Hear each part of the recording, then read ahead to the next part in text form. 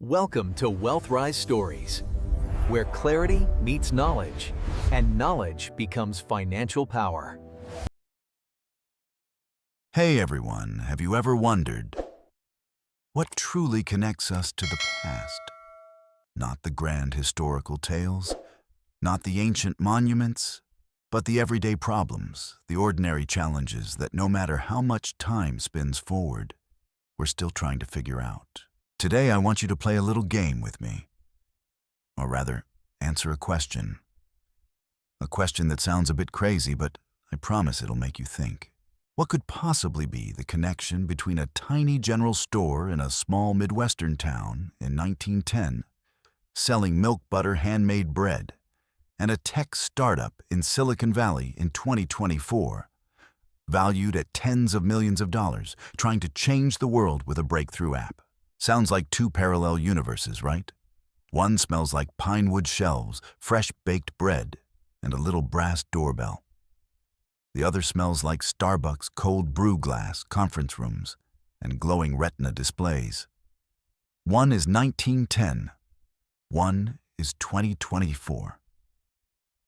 How could they have anything in common? We like to believe that technology has changed everything. We think today's business problems are brand new, demanding solutions no one has ever imagined. But the reality is much harsher. Maybe you've seen it or lived it yourself, a business, a project, a startup growing like crazy, attracting waves of investors praised by every tech publication, and then suddenly gone. No warning, no slow decline. One day they're on TechCrunch, the next day the office is empty. Why? Picture the story of Mrs. Turner's store in a small town in Ohio in 1905. Mrs. Turner opened a general store just as the town was beginning to grow. At first, everything went perfectly. Customers came in non-stop. She had a gift for selling. She was kind, warm, trustworthy. Money flowed in every single day. She expanded her inventory, added dry goods, hired help. She even let a few familiar families buy on credit, thinking it would keep them loyal. Sales kept rising. The books looked beautiful. But oddly, the cash in her register kept shrinking. Every time a new shipment arrived, she had to scramble to find money to pay the supplier. She couldn't understand it. Customers are coming in. Sales are up. Why am I always out of cash? Until one winter morning, the sign Turner's General Store was gone. The door was locked. A business had collapsed, not because it had no customers, not because the products were bad, but because it ran out of cash. On paper, the store was profitable. But cash, the oxygen that keeps a business alive day to day, had dried up. Sound familiar? It's the same story behind countless modern cash-burning startups. Companies with millions of users and billion-dollar valuations, yet negative cash flow. They sprint from one funding round to the next just to survive. Their real problem, the exact same problem Mrs. Turner faced more than a century ago. They don't know how to manage their cash flow. They create value, they generate revenue, but they can't convert it into the cash needed to operate. And this problem, far from being new, has repeated itself throughout the entire history of business. Here's the most astonishing part. The core problems faced by Mrs. Turner, that modern startup, and hundreds of today's cutting-edge challenges, from pricing, inventory control, marketing operations, to team building. All of them, or at least the principles behind solving them, were written down clearly and systematically almost 120 years ago. I know just hearing the title makes you want to put the book back on the shelf immediately. Cyclopedia of Commerce, Accountancy, Business Administration. A massive encyclopedia on commerce, accounting, and business management. The name alone feels like dusty spreadsheets, dry legal text, and descriptions from the era of horse-drawn wagons and kerosene lamps. Honestly, the first time I saw it, even when I picked it up, my first thought was, who on earth can read this? This is for professors or historians. Definitely not for me. But then, when I started flipping through the pages reluctantly at first, I realized something that stopped me cold. Behind the archaic writing, behind the examples from the pre-automobile era, was a treasure trove of timeless wisdom. A spine-chilling truth, the most important principles of business, how to make money, how to keep money, how to manage cash flow, how to lead people, build a brand, run logistics, practice ethics have barely changed in over 100 years. It's not just dry accounting rules. It's the backbone of how a business truly operates sustainably and effectively from the inside out. And that's why I'm here today. I don't want us to simply read history. I want us to decode this book. I want us to dissect it, modernize it, and place it squarely in the context of the 21st century. We're going to see how lessons from 1910 apply to today's VUCA world, volatile, uncertain, complex, ambiguous, in 2024. The mistakes repeated for 100 years are still being repeated. And the solutions, the ones that survive time, are sitting right inside these old, outdated pages. So come with me. Let's dive deep into the world of the Cyclopedia of Commerce, Accountancy, Business Administration. And let's see whether this 120-year-old collection can become your competitive advantage in today's modern business game. Yes, just like the title you saw, Decoding the Forgotten Encyclopedia. A name that sounds a little academic and dry, right? I get it. The first time I heard about it, I felt exactly the same. An old oversized book that seems meant only for historians or antique collectors. But I promise you, this isn't some boring textbook we're going to read line by line. This is an adventure, a time travel journey into an intellectual treasure that, in my opinion, has been forgotten far too easily. The book we're going to dissect together is Cyclopedia of Commerce, Accountancy, Business Administration, Volume 05 of 10. Just hearing it already feels heavy and intimidating, doesn't it? And you're right, it's part of a 10-volume encyclopedia compiled and published in the early 20th century, a period that was truly a turning point in economic history. Now imagine the world at the time. Humanity was shifting rapidly from the agricultural era to the industrial age. Cars were beginning to roll down the streets. Electricity lit up entire cities. Railroads connected distant regions. Telephones allowed people to communicate across miles like never before. It was an era of non-stop explosions in technology, in manufacturing, in commerce, and of course, in business opportunities. Large corporations were emerging, global markets were expanding, and the demand for knowledge for foundational principles on how to operate a massive business machine became more urgent than ever. This cyclopedia was born right in the middle of that transformation. It wasn't the work of one brilliant author, but a collective effort by some of the greatest minds of the time people who witnessed and helped build the first major business empires. They wrote this encyclopedia with one purpose: to provide a complete foundation of knowledge, a compass for anyone stepping into the fast-growing world of business. It was essentially the early 1900s version of an MBA, packed with everything from bookkeeping and salesmanship to production strategy and business ethics. But listen, I want you to understand something important. I'm not here to read an outdated textbook to you. Don't think we're going to sit here and analyze obsolete regulations or accounting formulas that computers handle automatically today. No. That's not the goal of this series, and it's not why I'm bringing this book to you. I'm here to explore the soul of business through the eyes of those who came before us. We're not just reading the words on the page, we're trying to see through them, to understand the mindset, the philosophy, and the timeless lessons that the early builders of modern commerce wanted to leave behind. We're going to ask, what made them successful? What principles did they believe in so strongly that they wrote them down with such care? And more importantly, how do those lessons still matter today? To an entrepreneur, a manager, or even just an individual navigating the chaos of the 21st century. I'm stepping into the role of a translator. My job isn't to recite the book, It's to distill, interpret, and connect its academic, old-fashioned principles into real-world lessons and practical strategies you can apply immediately in your business, your projects, or even the way you think about money and personal management.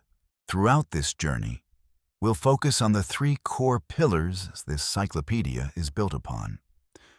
On the same three pillars that every business relies on, no matter the era. 1. Commerce. This isn't just buying and selling. It's the art of connecting needs with products, of deeply understanding markets, customers' value creation, and value delivery. We'll explore the early secrets of sales advertising and marketing and realize that the essence of buying and selling hasn't changed much at all. People still have the same desires, fears, and motivations. 2. Accountancy. Sounds like the driest one, right? But in reality, accounting is the language of business. It's the mirror that reflects the health of a company. We'll dive into the fundamental principles of finance, how to read numbers, track cash flow, and most importantly, how to use accounting as a decision-making tool rather than just a passive record-keeping task.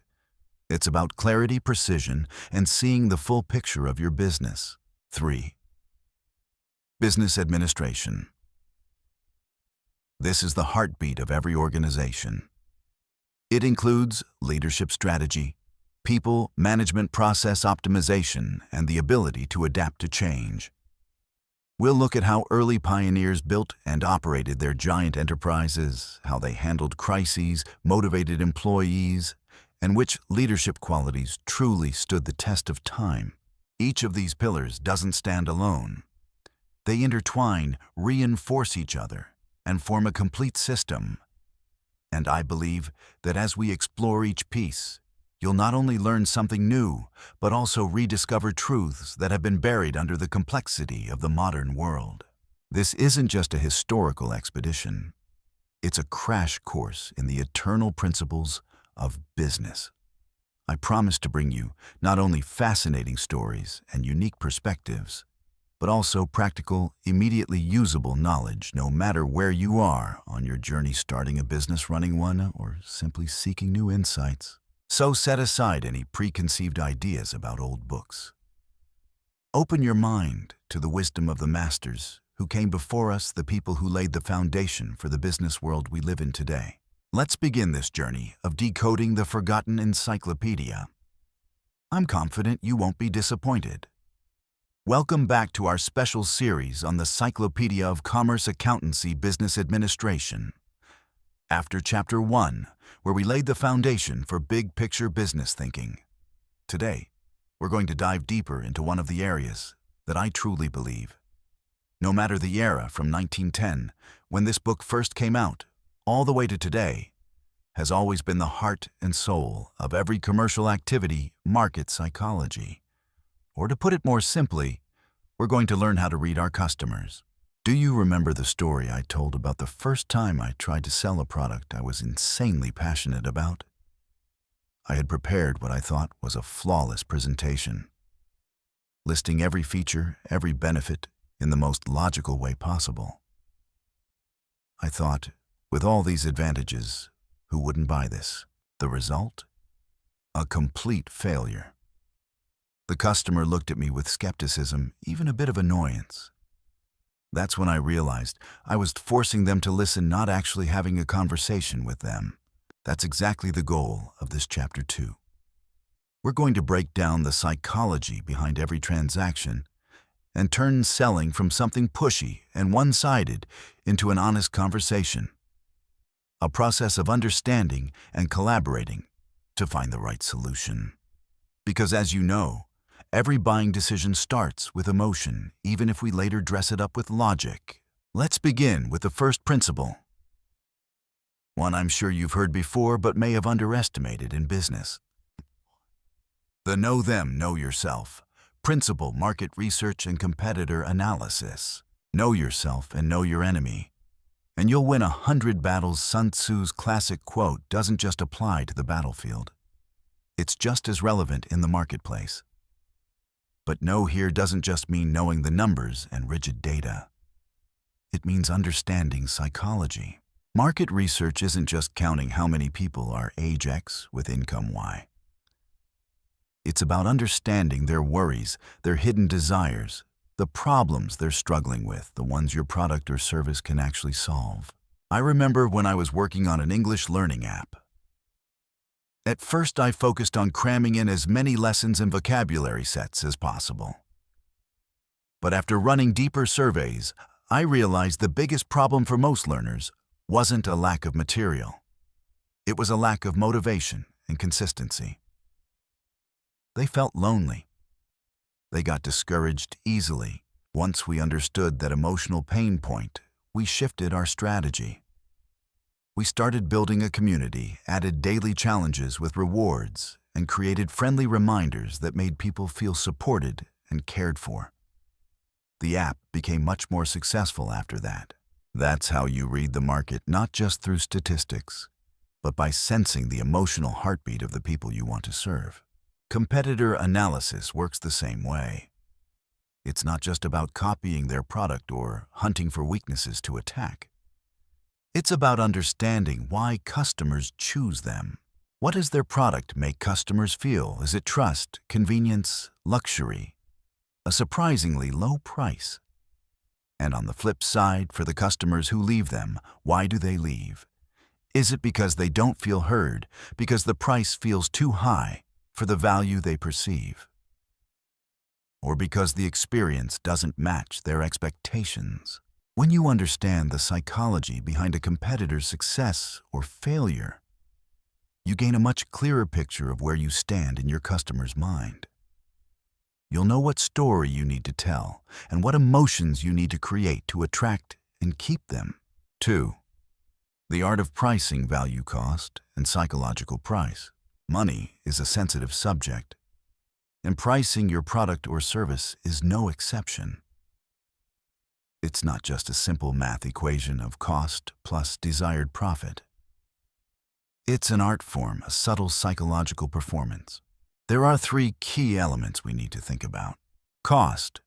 This is the easiest part to understand. It's everything you spend to produce, operate, and market your product or service. Value.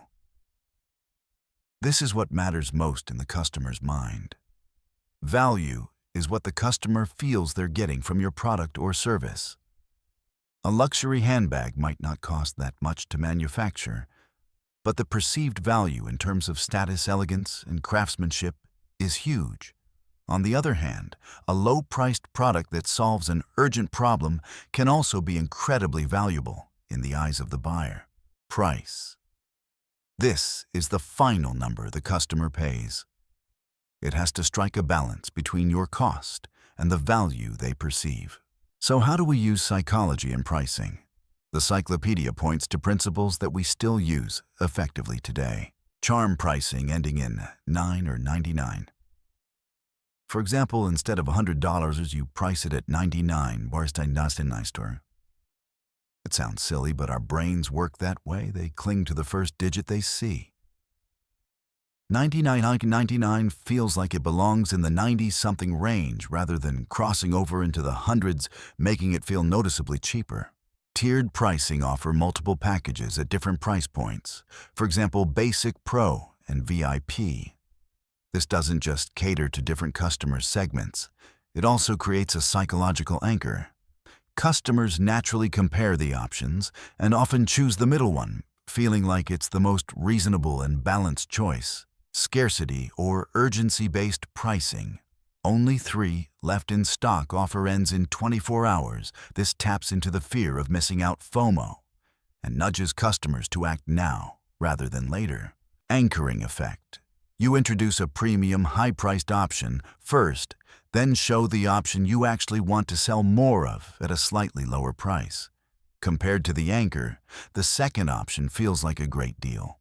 The truth is, pricing isn't just about making money. It's a way of communicating where you sit in the market, the quality and value you stand for. If you price too low, customers may doubt your quality. If you price too high, they may feel it's not worth it, no matter how good your product is. 3. Building trust through transparency and social proof. In business, trust isn't optional. It's the foundation. Without trust, every transaction is one and done with no long-term relationship. The Cyclopedia emphasized this more than a century ago, and it's even more true today in a digital age, where information spreads at lightning speed. Transparency is the first key. Customers today aren't just buying a product, they're buying a story, a set of values. They want to know where it came from, how it's made, what's in it, and whether the company behind it is ethical. Being transparent doesn't mean revealing every trade secret. It means being willing to share what matters clearly and honestly. I once bought a wooden desk online. At first, I hesitated because the price seemed a bit high. But then I read the story of the craftsman, how he chose the wood, how he cared about every detail, and how he promised a full refund if I wasn't happy. I felt respected. I felt trusted. That transparency turned what could have been a cold transaction into a personal connection. It also means that when mistakes happen, you own up to them and fix them. Hiding, deflecting, or blaming others only destroys trust permanently. Next, we have to talk about social proof, a concept psychologists have studied in depth. Simply put, people tend to follow what others are doing, especially people they trust or admire. When faced with a decision, if we see that many others have chosen and are happy with something, we feel safer following the same path. Think about it. Testimonials and reviews. A sincere compliment from a happy customer is worth more than 1,000 lines of ad copy you write yourself. Stats and numbers trusted by over 1 million users, 90% of customers come back to buy again. Influencer or expert endorsements. When someone we admire or respect uses or recommends a product, we're naturally more inclined to trust it. Case studies, detailed stories showing how your product or service actually solved a specific problem for a real customer. Social proof isn't just bragging. It's giving potential customers a psychological safety net, a reason to trust you based on the experience of others. 4. Listening and asking the right questions to truly understand the customer's pain. This is the key to turning selling into a genuine conversation. If you want to understand customer psychology, you can't just talk, you have to listen. And not just to what they say, but to what they don't say. When we sell, our instinct is usually to start presenting our product, but that's the wrong approach. Imagine you go see a doctor. Would you want them to prescribe medication the moment you walk in? Or would you rather they ask about your symptoms, your history, your lifestyle, and then carefully diagnose and recommend a treatment plan? Your customers are the same. They have a condition, a problem, a pain point, a desire that hasn't been fulfilled yet. Your job is to become their doctor. Active listening isn't just staying quiet while they talk. It's really paying attention, remembering, and responding in a way that shows them you're right there with them. Nod, use open body language. Summarize what they've said. If I'm hearing you correctly, your main concern is don't interrupt, don't judge. Even more important is asking the right questions. Questions that don't just gather information, but help customers clarify their own problems and realize for themselves that you can help. Open-ended questions, instead of, do you like this product, which can be answered with yes or no. Ask, what stands out to you most about this product? Or what problem are you hoping this product will solve? Emotion-based questions. How do you feel when that happens? What worries you the most about this situation? What will it mean for you if this problem doesn't get resolved? Outcome-focused questions. If this issue were solved, how would your work or life change? What result are you hoping to achieve most? When customers articulate their own pain and dreams, that's when you can naturally connect your product or service to what truly matters to them. At that point, you're not selling a product. You're offering a solution, an improvement, a better feeling. That's when a transaction becomes a meaningful conversation and a win-win partnership. I learned this lesson the hard way. Once I spent nearly an hour presenting a marketing course to a small business owner. He nodded along the whole time, but in the end, he said no. Later, when I met him again, I asked, "Back then, I talked a lot. Can you be honest with me? What made you decide not to buy?" He laughed and said, "You talked a lot about tools and theories. But all I wanted to know was, how can I get more customers next week and ease the financial pressure that's keeping me up at night?" That was his real pain, and I hadn't spent enough time listening or asking questions to uncover it. As you can see, even though the Cyclopedia of Commerce was written more than a century ago, the principles of market psychology it directly or indirectly touches on are still incredibly relevant. Human beings haven't changed all that much at the core. We still crave understanding, trust, and real solutions to our problems. Selling isn't a battle to win. It's a journey of discovery and honest conversation to find common ground between your customers' needs and what you can offer. When we truly read our customers, every transaction becomes more meaningful, more sustainable, and more valuable for both sides. Remember, in today's business world, the best salesperson is not the one who talks the most. It's the one who listens the best and understands the deepest. Now, we're not just going to read. We're going to travel deep into a world that I believe, whether you're in business or not, you absolutely need to understand the world of product flow.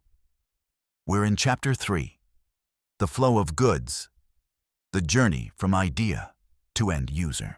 It sounds a bit dry with words like goods and logistics, right? But I want you to forget those heavy terms for a moment. Think of it this way. If a business were a living body, then the supply chain and logistics would be its circulatory system. The heart pumping blood, the arteries carrying oxygen and nutrients everywhere, the veins carrying waste away. A healthy circulatory system keeps the body alive and growing.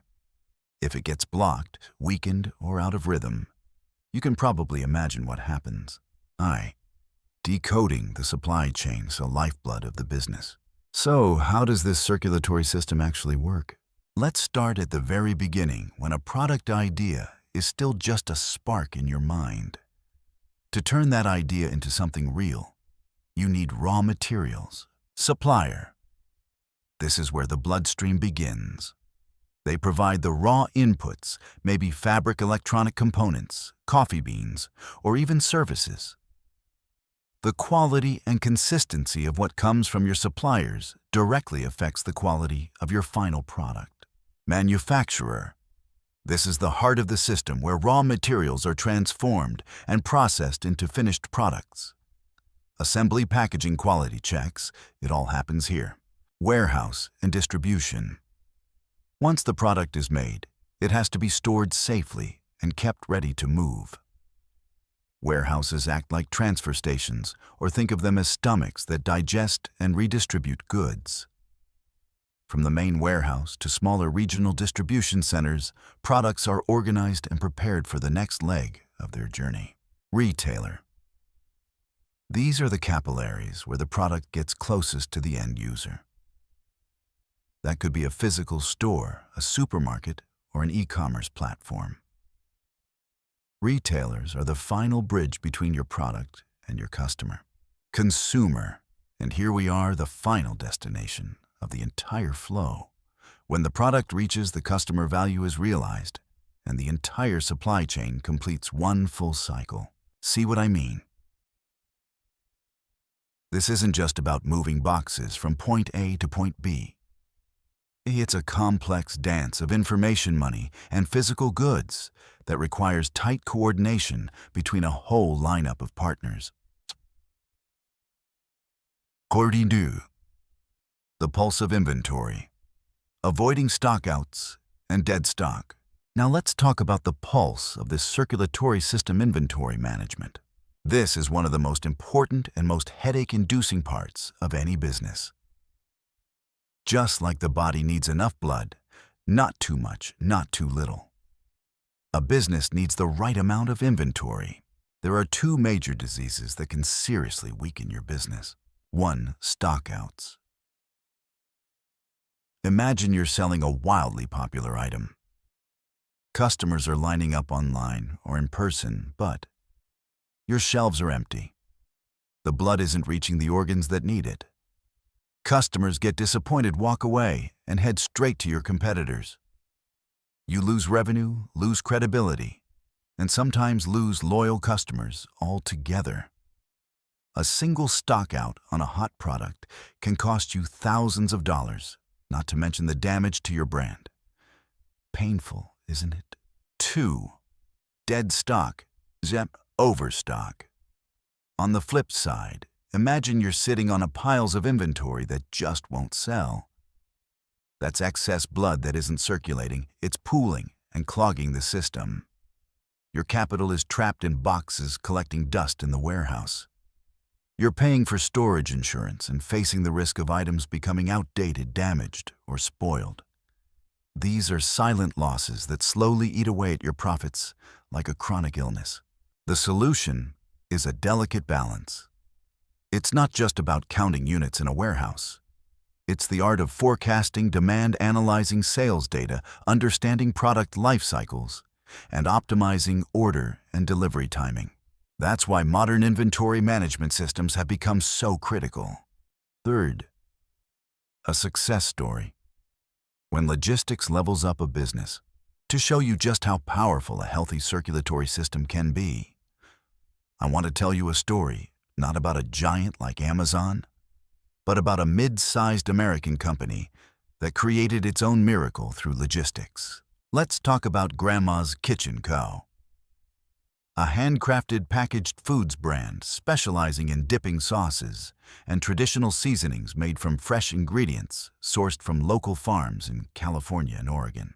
When they first started, Grandma's Kitchen Co. operated on a small scale, producing in small batches and shipping orders themselves. But as demand spiked, they ran into a huge problem. Ingredients came from multiple farms. Production was centralized in a single facility in Fresno. From there, products had to be distributed to hundreds of convenience stores and supermarkets across the U.S. They constantly ran out of their best-selling sauces, sold out everywhere, while less popular flavors just sat in the warehouse, going nowhere. The leadership team at Grandma's Kitchen Co. realized that if they didn't fix this, they'd never be able to scale. So what did they do? Invested in a smart warehouse management system, WMS. Instead of tracking everything manually, they used software to monitor every single jar and packet from the moment ingredients arrived to the moment products shipped out. They knew exactly how much inventory they had, where it was, what was getting close to its expiration date, optimized their shipping routes. Instead of handling shipping themselves or relying on a single carrier, they worked with multiple logistics partners, UPS, FedEx, Ground, and several regional carriers. Each had different strengths. For example, UPS was strong in the Midwest, FedEx on the East Coast. They analyzed their data to choose the most efficient routes, cutting both delivery times and shipping costs. Set up regional distribution centers. Instead of just one warehouse in California, they added 2 smaller distribution centers in Texas and New Jersey. That allowed them to shorten delivery times to stores and react faster to regional demand. Improved demand forecasting. They used sales data seasonality, like the spike during BBQ season, consumer trends, and marketing campaigns to forecast demand. Instead of producing based on gut feeling, they produced based on data. The result? Grandma's Kitchen cupboards cut stockout situations by about 80% and reduced holding costs for slow-moving inventory by around 60%. Sales and profits climbed, and they expanded into Canada and Mexico. That's not magic. That's the power of optimizing the logistics circulatory system inside a business. IV. Lessons on shipping partners and smart warehouse management. From Grandma's Kitchen Co., we can draw some key lessons. Choosing shipping partners, it's not just about price, reliability, and trustworthiness. A shipping partner that delivers late or loses packages can destroy your reputation. Look for carriers with a strong track record and clear, transparent tracking systems. Scalability. As your business grows, can your partner grow with you? Can they handle seasonal spikes? Are they flexible? Technology integration. Do they offer APIs or integrations with your systems? This makes automation possible and reduces human error. Industry fit. If you're shipping perishable food, fragile items, or sensitive products, choose carriers with the right experience and handling standards. Managing warehouses effectively, it's not just about storage. Strategic location. A warehouse isn't just a building. Its location directly impacts your costs and delivery times. Are you close to your suppliers, your customers, major transportation routes? Space optimization. Smart layout, efficient shelving systems, and FIFO first. In first-out principles help avoid expired or obsolete inventory. Investing in WMS technology. Just like Grandma's Kitchen Co. A WMS helps you track inventory, accurately streamline inbound DART, outbound processes, and even guide warehouse staff through picking and packing. Security and insurance. Your inventory is an asset. Make sure security is solid and you have proper insurance in place to protect against loss or damage. You see, the supply chain and logistics aren't just one department, they're the soul of every business. They're the flow of goods, money, and information that determines whether your business can breathe, grow, and compete. The Cyclopedia recognized this importance a long time ago, and its foundational principles are still just as relevant today. The only difference is now we have better technology to execute them more efficiently. Remember, a healthy circulatory system doesn't just help you survive, it helps you break through and scale. Never underestimate the power of getting the right product to the right place, at the right time, at the right cost. That's the key to keeping the heart of your business beating strong. In the next chapter, we'll dig into another area that's just as important. Come explore it with me. Thank you for listening. Welcome back to the Business Library, where we explore timeless foundational knowledge from the classic work Cyclopedia of Commerce, Accountancy, Business Administration. In the earlier chapters, we laid the groundwork for understanding commerce and management. But today, we're stepping into a territory that many of us might feel a bit nervous about, maybe even slightly spooked. Yes, I'm talking about accounting. Our Chapter 4 is titled, The Language of Business. Accounting is not the enemy. Sounds a bit contradictory, doesn't it? But what's my goal today? It's to help you decode accounting, to turn those dry numbers into a compelling story about the health risks and true potential of a business. So take a deep breath, relax, and let's look at accounting from a completely different angle. You remember the last time you went in for a full checkup, right? The doctor took your blood pressure, listened to your heartbeat, ran a few blood tests. All of those numbers, even though they're just a handful of isolated indicators, tell a big story about your overall health. Is your heart beating steadily? Is your blood pressure stable? Are your cholesterol levels too high? From there, the doctor can diagnose and advise you. Accounting in a business works exactly the same way. It's the system that measures the heartbeat and blood pressure of your company. The numbers on your financial statements are not meaningless, complicated calculations. They're signals indicators of your company's health. They tell you how efficiently the business is operating, what risks it's facing, and how much potential it has for future growth. Think about it. Without these indicators, how would you know whether you need to adjust your diet, exercise more, or even seek medical treatment? Similarly, if you don't understand accounting, how would you know where to cut costs, where to invest more, or whether you're dangerously close to a cash crisis? So where do these key health indicators show up? In the world of accounting, we have three core financial statements that every business owner needs to understand, at least at a basic level. Let's dissect each one. 1. Anagwaran. Warastan. The balance sheet. A snapshot of what you own and what you owe. Think of the balance sheet as a snapshot taken at a specific point in time, for example, December 31st, 2023. It tells you what your company owns, assets, what it owes liabilities, and what's left over for the owner's equity. The basic formula is assets minus liabilities plus owner's equity. Simple enough, right? It gives you a high-level view of your company's financial position at a given moment. Assets might include cash inventory, buildings, and equipment. Liabilities include bank loans and payables to suppliers. Owner's equity is the money the owners have invested, plus retained earnings from past operations.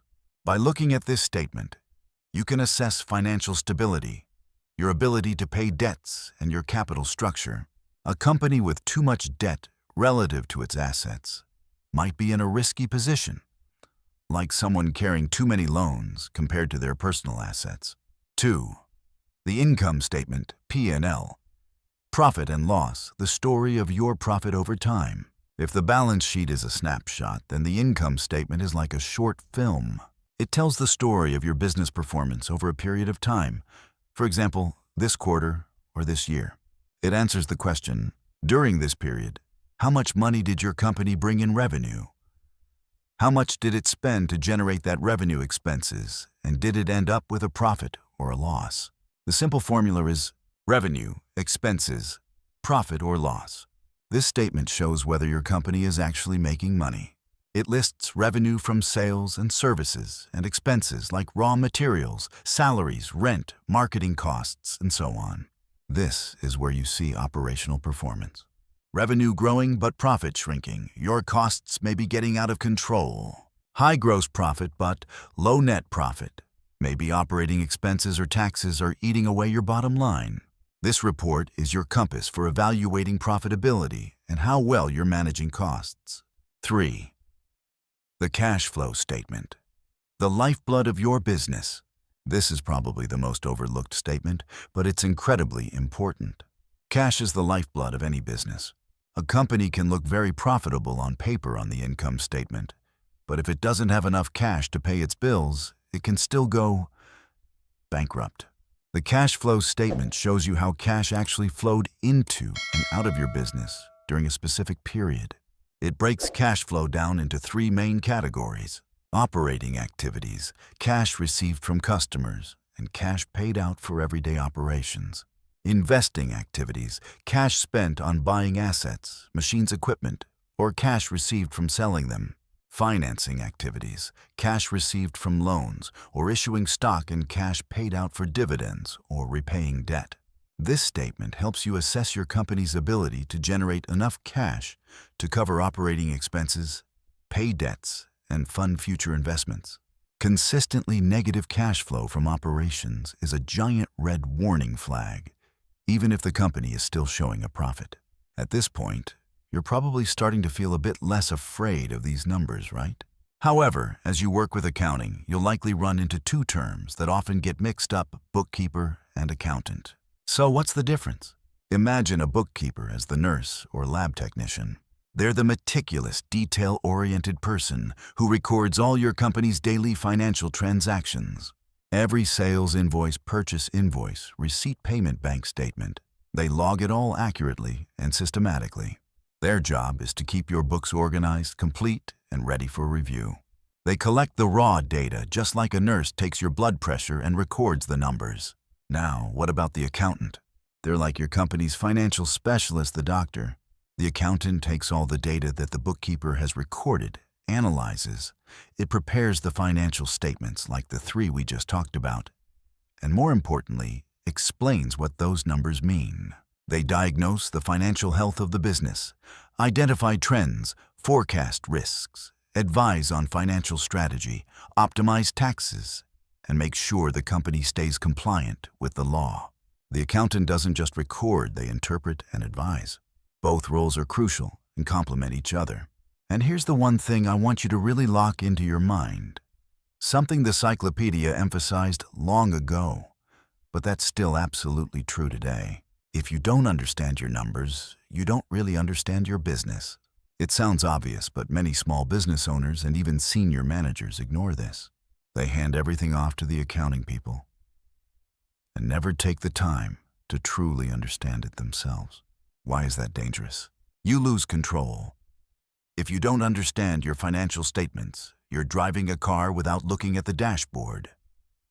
How would you know if you're running out of cash, if the engine is overheating, expenses skyrocketing, or if a tire is going flat, sudden drop in revenue? You can't make informed decisions. Every business decision, hiring more staff, expanding to a new market, investing in a new product, cutting costs, should be based on solid financial data. If not, you're making decisions based on gut feeling alone, and that's a recipe for disaster. You miss opportunities and fail to see risks. The numbers might be pointing to a promising new market, a product line that's performing exceptionally well and deserves more investment. Or on the flip side, a worrying trend in bad debts or ineffective marketing spend. If you can't read this language, you'll miss both the opportunities and the warning signs. You can't communicate effectively. Whether it's with investors, banks, or even your own team, being able to present and explain your company's financial situation is a crucial skill. A lack of understanding undermines your credibility and their trust. I've seen many small businesses full of passion and great ideas collapse simply because the owner never sat down to seriously review their financial statements. They assumed accounting was someone else's job. By the time cash flow problems became severe, they realized they had ignored warning signs for months. Understanding accounting doesn't mean you have to become a professional accountant. It means you need enough knowledge to read, understand, and ask the right questions about your financial reports. It means you can have real conversations with your accountant, grasp the key points, and work with them to build a solid financial strategy for the future. So there you have it, my friends. Accounting is not the enemy. It's a loyal ally, an early warning system, a roadmap that helps you steer your business through rough waters. By understanding the 3 core financial statements, by recognizing the different roles in accounting, and most importantly, by accepting that understanding the numbers is understanding the business, you're equipping yourself with a powerful tool to build and grow a sustainable company. Start today. Don't be afraid to ask your accountant about any number you don't understand. Make time to read your financial statements. Turn those numbers into a story you can tell so you can truly become the skilled captain steering your business ship. In the next chapter, we'll dive deeper into, for example, financial management and optimizing cash flow. Stay tuned. Welcome back to the channel. Once again, we're diving into the hidden gems of wisdom inside this massive work, Cyclopedia of Commerce, Accountancy, Business Administration. Today, we're going deep into a topic that I believe is not just the backbone, but the lifeblood of any business, big or small. This is Chapter 5. Cash is blood. Don't confuse it with profit. Have you ever wondered why some companies on paper look great, profits up, revenue growing like crazy, yet still end up shutting down or filing for bankruptcy? It sounds completely irrational, right? How can a profitable company die? Isn't profit a good thing? Yes. And that's exactly one of the most dangerous misconceptions in business. It's a trap that a lot of new entrepreneurs fall into, and even many existing businesses still don't fully understand. And this old book with insights I truly believe are still 100% relevant today is going to help us pull the curtain back on this. It will clarify the critical difference between profit and cash flow, and why confusing the two can slowly, quietly, and painfully kill your business from the inside out. To make this easier to visualize, let's walk through a simple example you might see anywhere in the U.S.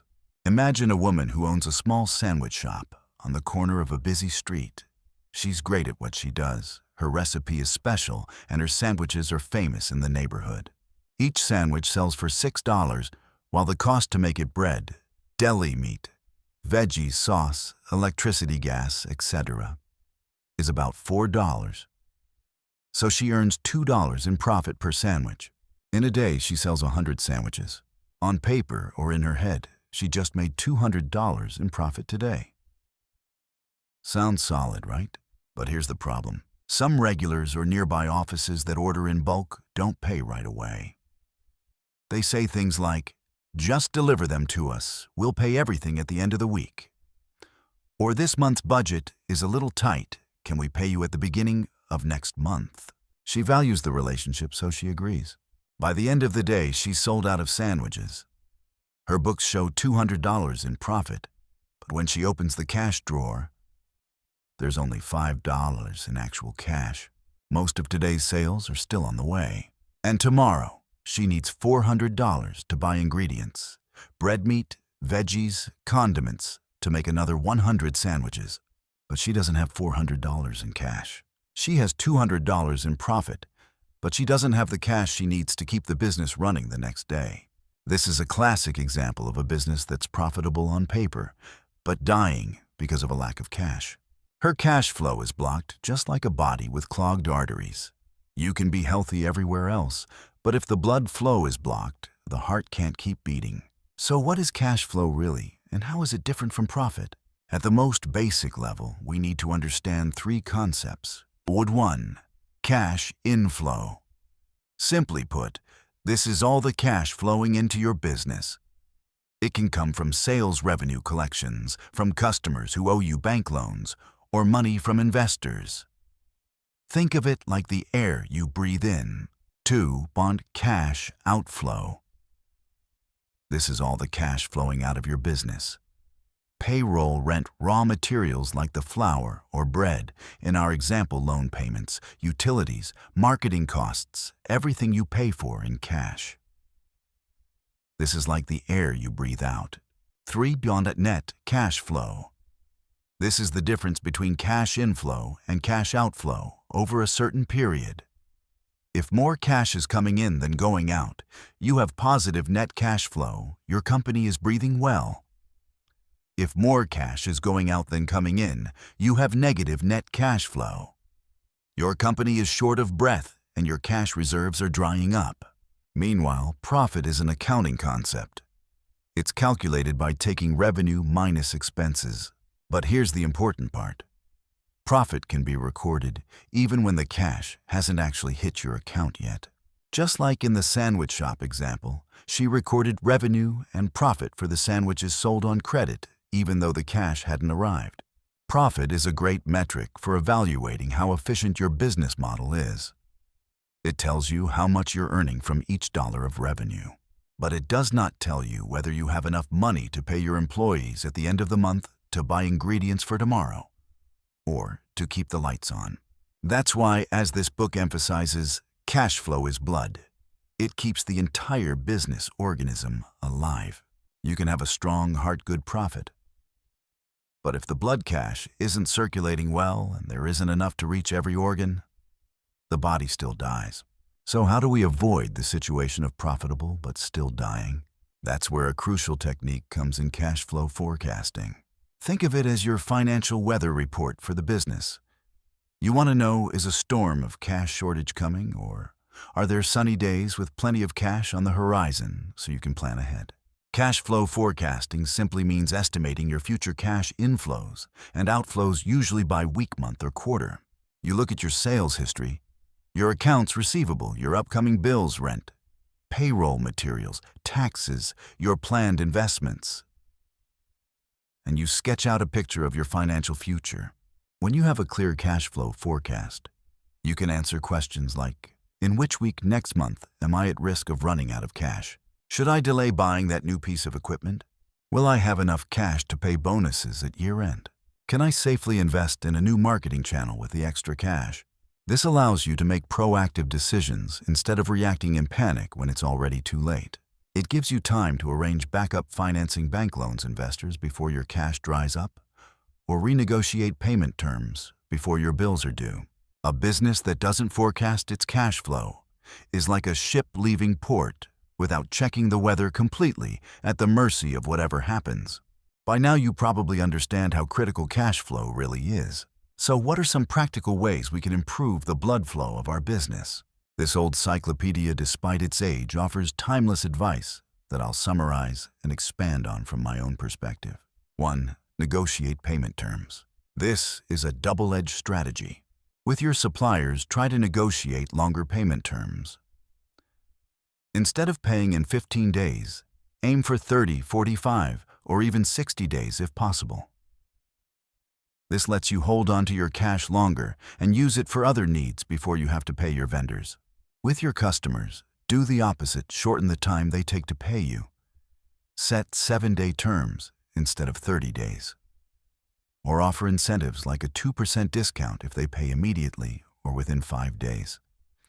They get a deal, you get your cash faster. Win-win. 2. Manage accounts receivable tightly. The money your customers owe you is cash stuck outside your business. Put a clear professional collections process in place. Don't be afraid to follow up, it's your money. Send reminders before invoices are due again when they're due, and again if they become overdue. For large invoices, don't hesitate to pick up the phone. Sometimes it's just a misunderstanding, a missed email, or a small issue you can easily help them fix. 3. Manage inventory smartly. Inventory is cash sitting still in your warehouse. If you overstock items that sell slowly, your money is buried in those boxes. Optimize your inventory levels. Use just-in-time principles where possible. Minimize obsolete stock. Clear out slow-moving or outdated items with discounts or clearance sales to recover your cash. 4. Cut unnecessary costs. Easy to say, hard to do, but essential. Regularly review all your expenses. Are there any subscription services or contracts you can cut, consolidate, or renegotiate? Clearly distinguish between needs and wants. We often spend on things that are nice to have, but not truly essential in the short term, and this puts extra pressure on your cash flow. 5. Maintain a cash reserve or a line of credit. Think of this as having your own emergency oxygen tank. A line of credit from a bank lets you draw funds when needed and pay them back when cash comes in, like a flexible safety net. Or more simply, try to set aside a portion of your profits into a cash reserve fund for rainy days or unexpected opportunities. Remember this, my friends. Profit is important. It's proof that your business model can create value, but cash flow is life. No matter how amazing your product or service is, no matter how impressive your profits look on paper, if you don't have enough cash to pay your team, buy inventory, or even unlock the door and turn on the lights tomorrow morning, your business cannot survive. Treat cash flow like oxygen.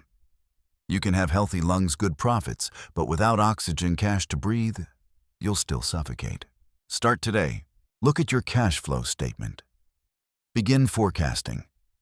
Start applying the small strategies we just walked through. Don't let the story of profitable but dead become the story of your business. If you've been following the previous chapters, we've already gone deep into numbers, balance sheets, and the basic operating principles of a business. We've seen the power of understanding cash flow, assets, and liabilities. But today we're going to set the dry calculations aside for a moment and touch on something that might be even more important than the numbers themselves: ethics. I often think of the numbers on a financial statement like the words in a book.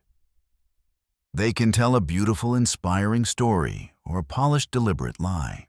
And ethics or transparency is the compass that helps us steer the ship of business in the right direction through the storms toward true sustainability. This is Chapter 6, Ethics in the Numbers, the Compass of Sustainability. Our goal today is not just to talk about legal compliance, but about building trust, a solid foundation for long-term endurance. The Enron story, a costly lesson from the collapse of a giant. When we talk about ethics in finance, there's one story that, no matter how many times it's told, remains a powerful warning: the story of Enron. In the late 1990s, Enron was a superstar, a giant in the American energy industry. It was a symbol of innovation and breakneck growth. Its executives were hailed as geniuses, and the company's stock price soared. On the surface, everything looked perfect. And then the bubble burst. In just a few months, at the end of 2001, one of the largest companies in the United States completely collapsed. Tens of thousands of employees lost their jobs. Billions of dollars in investor money evaporated. Confidence in the market was shaken to the core. What happened? It wasn't that they had a terrible business model or that the market suddenly turned on them. It was widespread accounting fraud. Enron hid massive amounts of debt, inflated its profits, and manipulated financial statements through a tangled web of special-purpose entities. They created the illusion of success to deceive investors' banks and even their own employees. The numbers on Enron's financial statements were no longer the truth, they were a script written to fool people. The Enron scandal isn't just a textbook example of a company destroyed by accounting fraud. It's a brutal reminder of what happens when ethics are abandoned. It shows that no matter how big you are, no matter how smart you think you are, if your foundation is built on deception, it will eventually collapse. And when it does, it takes real people's lives and futures down with it. Even this classic Cyclopedia, published long before Enron, quietly embeds principles of honesty that, had Enron followed them, might have led to a very different ending. The responsibility of managers. More than running the business. It's protecting the truth. After Enron, one big question looms large. Who is ultimately responsible for the accuracy of the books and the transparency of the finances? You know, when we talk about management, we usually think about strategy, operations, and maximizing profit. And that's all true. But there's another role, a more sacred one, the role of guardian of the truth. Managers, from top executives down to department heads, are not just people who check the numbers. They shape the culture in which those numbers are created. They are responsible for making sure every entry, every financial report, every business decision is carried out with the highest level of honesty. That requires an unshakable commitment to the truth, even when that truth is not as pretty as we'd like it to be. Imagine a ship at sea. The captain isn't just responsible for steering it in the right direction. They must also ensure the ship's log accurately records every weather condition and every incident, no matter how small. Similarly, a manager in a business must ensure that the books are an honest mirror of the company's financial reality. They must establish strong internal controls, encourage employees to report errors or fraud without fear of retaliation, and most importantly, lead by example. This isn't just a legal duty, it's a moral one. A company where leaders show disregard for the truth will never be able to build lasting trust, no matter how impressive their short-term wins may look. The long-term benefits of financial transparency. The foundation of trust and longevity. So why bother with transparency when sometimes hiding a little bit seems easier and might even bring short-term benefits? The answer lies in long-term gain, something I believe this cyclopedia emphasizes again and again. 1. With investors. A transparent company that provides clear, honest financial information will always be valued more highly by investors. They're more willing to put their money in because they believe it's being managed responsibly. This trust not only attracts capital, but can also lower the company's cost of capital. On the other hand, companies that are vague or secretive invite suspicion, struggle to raise funds, and may even be undervalued compared to their true potential. Transparency is like a form of insurance. It reduces risk for investors and for the company itself. 2. With employees. Would you want to work for a company you suspect is cheating? Probably not. When a company is open about its financial situation, employees feel more secure about the future of the company and their own. They see the bigger picture and they feel trusted and respected. That creates a positive work environment, strengthens loyalty, and boosts productivity. In contrast, secrecy breeds anxiety, kills morale, and eventually pushes talented people out the door. 3. With customers and the community. A brand known for honesty and transparency builds deep, lasting trust with its customers. People believe in its products, its services, and the values it stands for. In today's information age, bad news can spread at lightning speed and destroy a reputation that took years to build. Transparency is also a way for a company to demonstrate social responsibility and contribute to sustainable community development. Overall, financial transparency isn't a burden. It's a strategic investment that delivers compound returns over time. The return of trust, reputation, and stability. A culture of doing the right thing, even when no one's watching. The last point, and maybe the deepest one I want to share today, is about building a culture of doing the right thing, even when no one is watching. Laws can set rules. Auditors can review the books. But in countless day-to-day decisions in small transactions, there's no one standing over your shoulder. That's when inner ethics, the company's true culture, gets tested. A sustainable company doesn't just follow the law out of fear of punishment. It does the right thing because that's who it is. That's its core value, its DNA. That means no cheating even in the smallest details. Not even a harmless rounding or vague, unexplained expense. No bending the truth, even if it would make the report look better in the short term. Encouraging honesty by creating an environment where people feel safe telling the truth, even when the truth is uncomfortable. Building this kind of culture requires leadership from the top down. Senior leaders must be the first to demonstrate integrity in everything they do. They must create a system where ethical behavior is recognized and rewarded, and unethical actions are dealt with firmly and fairly. I often think of a company with this kind of culture as an old, deeply rooted tree. Its roots reach far into the ground, and no matter how strong the storm or how harsh the drought, it stands firm, because its foundation is solid. Ethics and integrity are those roots. Even in the old pages of the Cyclopedia, people understood that commerce thrives best when it's built on trust and honor, timeless qualities that don't depend on laws or technology. So we've now walked through Chapter 6, Ethics in the Numbers. The compass of sustainability. We've seen how a giant like Enron collapsed when it ignored ethics, understood the heavy responsibility leaders carry, recognized the long-term benefits of transparency, and finally put the spotlight on building a culture of doing the right thing. In today's business world, where everything changes at breakneck speed, some principles remain constant. Ethics and transparency in finance are among those principles. They're not just rules to follow. They're a compass for every decision. The glue that holds trust together and the strongest foundation any company can have if it wants to endure and grow sustainably. Remember, these numbers are just a language. What truly matters is how we choose to use that language. Are we telling a story of truth or a carefully packaged lie? That choice belongs to each of us.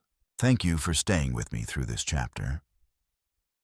I hope these reflections have given you a deeper perspective on the importance of ethics in the business world. I'll see you in our next chapter.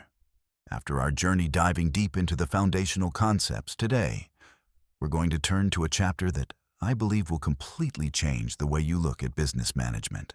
This is Chapter 7, Designing the Machine. The Foundations of Business Management. Have you ever dreamed of building a business where you're no longer chasing every tiny issue, every daily decision? A business that can run smoothly and powerfully, even when you're not physically there. Most founders and business owners crave exactly that. But how do you turn that dream into reality? The Cyclopedia gives us a powerful truth. Think of management as the work of a skilled architect, not just a hardworking construction worker who has to touch everything with their own hands.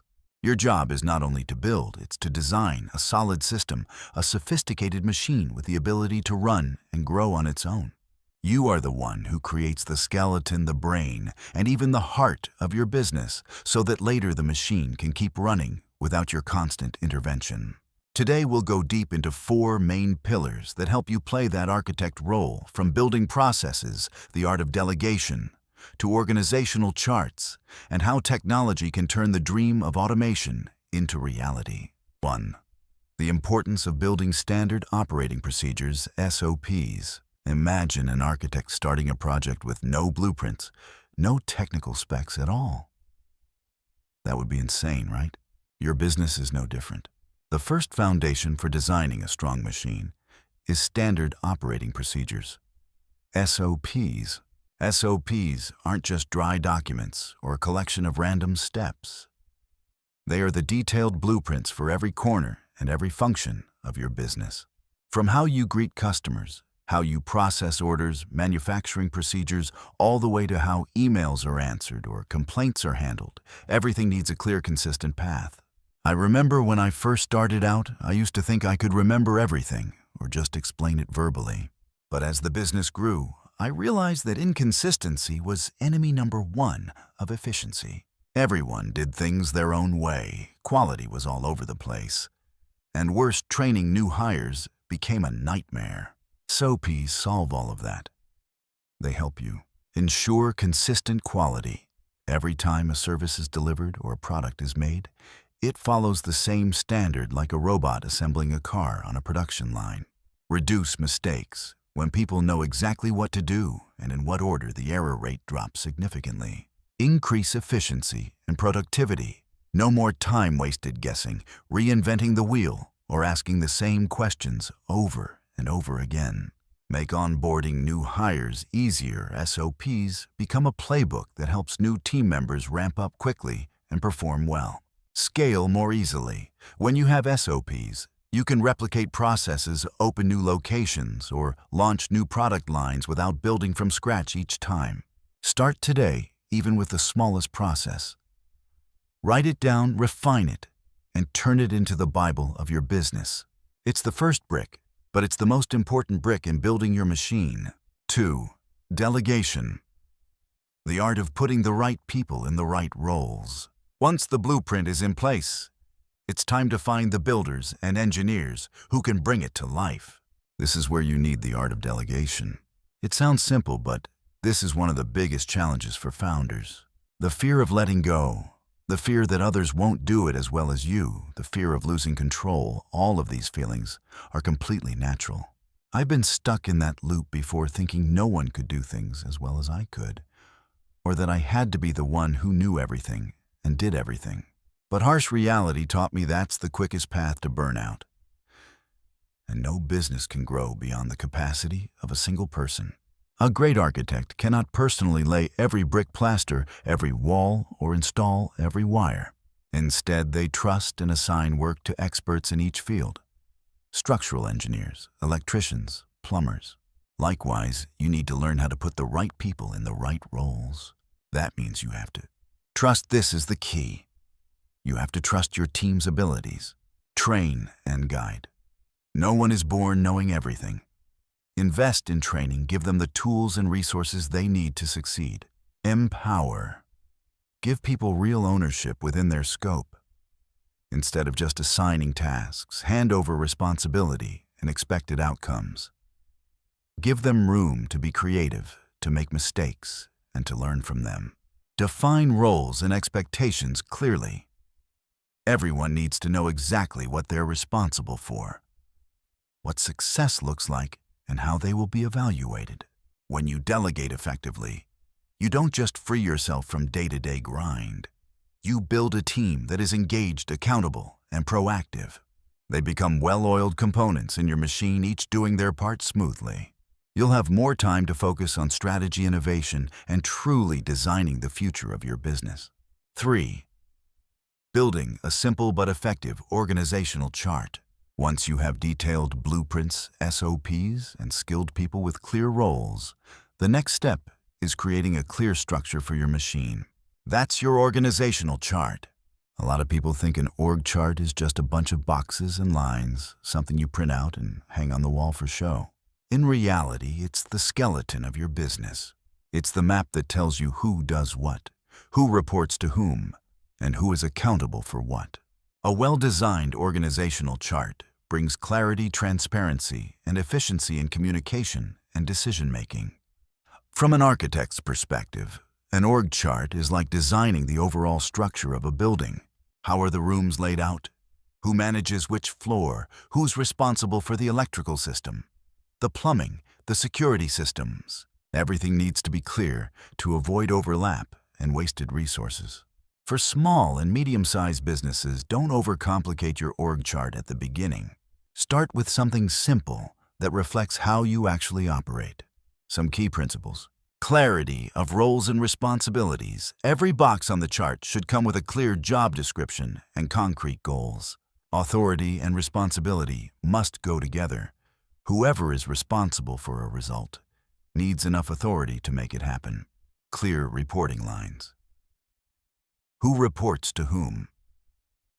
This prevents information from getting stuck or decisions from being made without proper context. Flexibility. A good org chart is not frozen forever. It should evolve and grow as your business grows. A simple but effective organizational chart helps everyone understand their place in the bigger picture, who to go to when problems arise, and who ultimately owns each area. That's how you build a machine where every gear knows its role, spins steadily, and meshes smoothly with the others, helping your business run without constant firefighting or reliance on just one person. 4. Using technology to automate repetitive tasks. And finally, for your machine to be truly sophisticated, efficient, and capable of running on its own, we have to talk about a critical factor in the modern era, using technology to automate repetitive tasks. The Cyclopedia may not mention AI or CRM systems explicitly, but the spirit of optimizing efficiency and reducing manual labor is there throughout. Today, technology is the most powerful extension of the manager-architect. It lets us replace repetitive, time-consuming, error-prone tasks with systems that are fast, consistent, and reliable. Think about how many tasks in your business are repeated every day or every week. Manual data entry, follow-up emails, scheduling appointments, basic reporting, inventory tracking. None of those require deep creativity or complex human judgment. That's where technology comes in. Automation brings huge benefits. Massively increased efficiency. Machines work faster and don't get tired. Fewer errors. Automated systems make fewer mistakes on repetitive tasks than humans, freeing up human talent. Your people can focus on strategy, creativity, problem solving, and customer relationships, the areas where humans shine and machines struggle. Better customer experience. Automation helps you respond faster and more accurately. Easier measurement and analytics. Most automated systems come with built-in reporting and analytics, helping you make smarter decisions. For example, you can use accounting software to automatically record transactions and generate financial statements. CRM, customer relationship management systems, to manage customer data, track interactions, and send automated marketing emails. Project management tools to automate task assignment, track progress, and send reminders. Chatbots to automatically respond to frequently asked questions 24/7.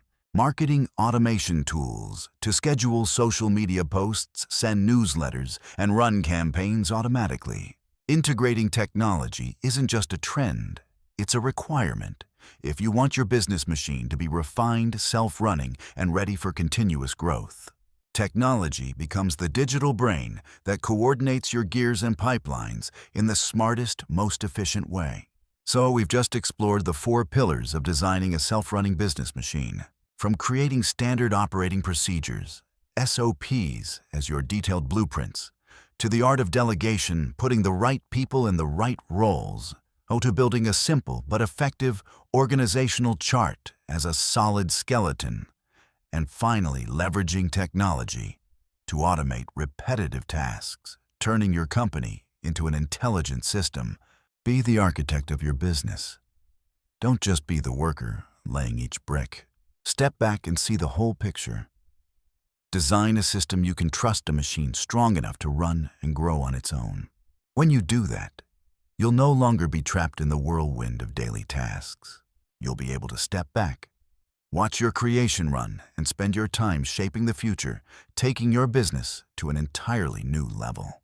That's the dream the Cyclopedia painted for us over a century ago. And today, with modern technology, we have all the tools we need to make that dream real. I'll see you in the next chapter, where we'll keep digging into these timeless principles of management. Hello to all of you, the curious minds who are always hungry for knowledge.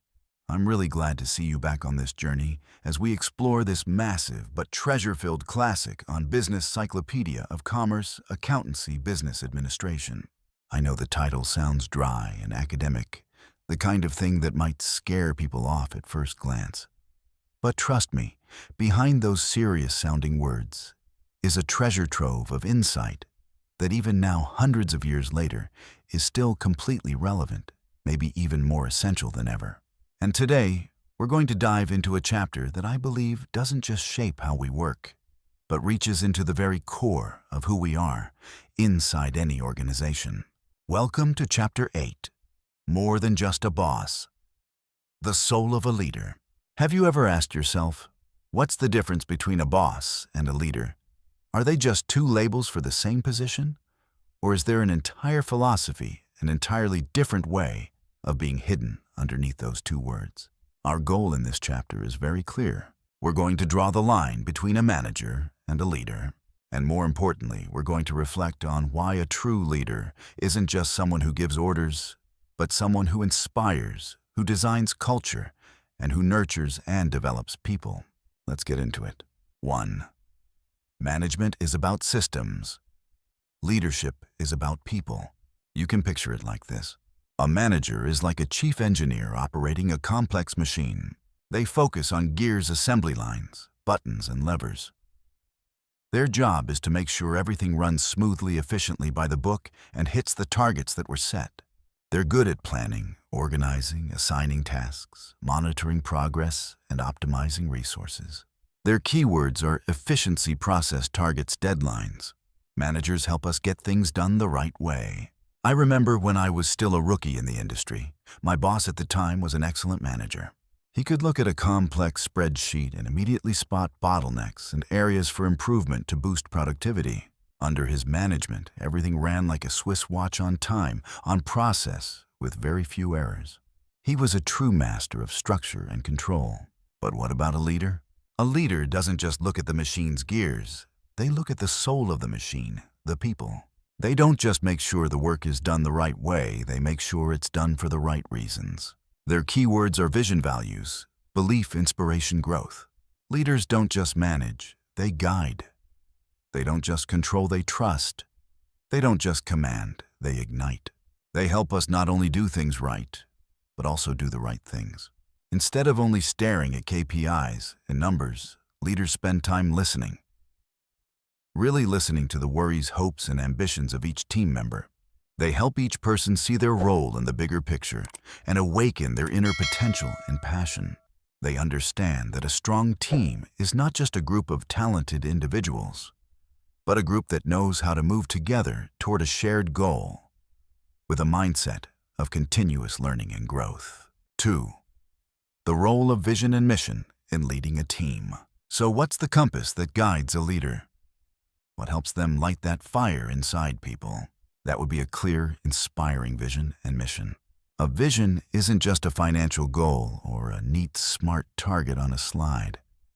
It's a big picture dream, a shared image of a better future that the entire team can see and strive for together. A leader is the one holding the brush, painting that picture with vivid colors and living details so that everyone can clearly imagine what they're helping to build. Vision answers questions like, where are we going? What will the world look like if we succeed? Mission, on the other hand, is why we exist, the deeper reason behind everything we do.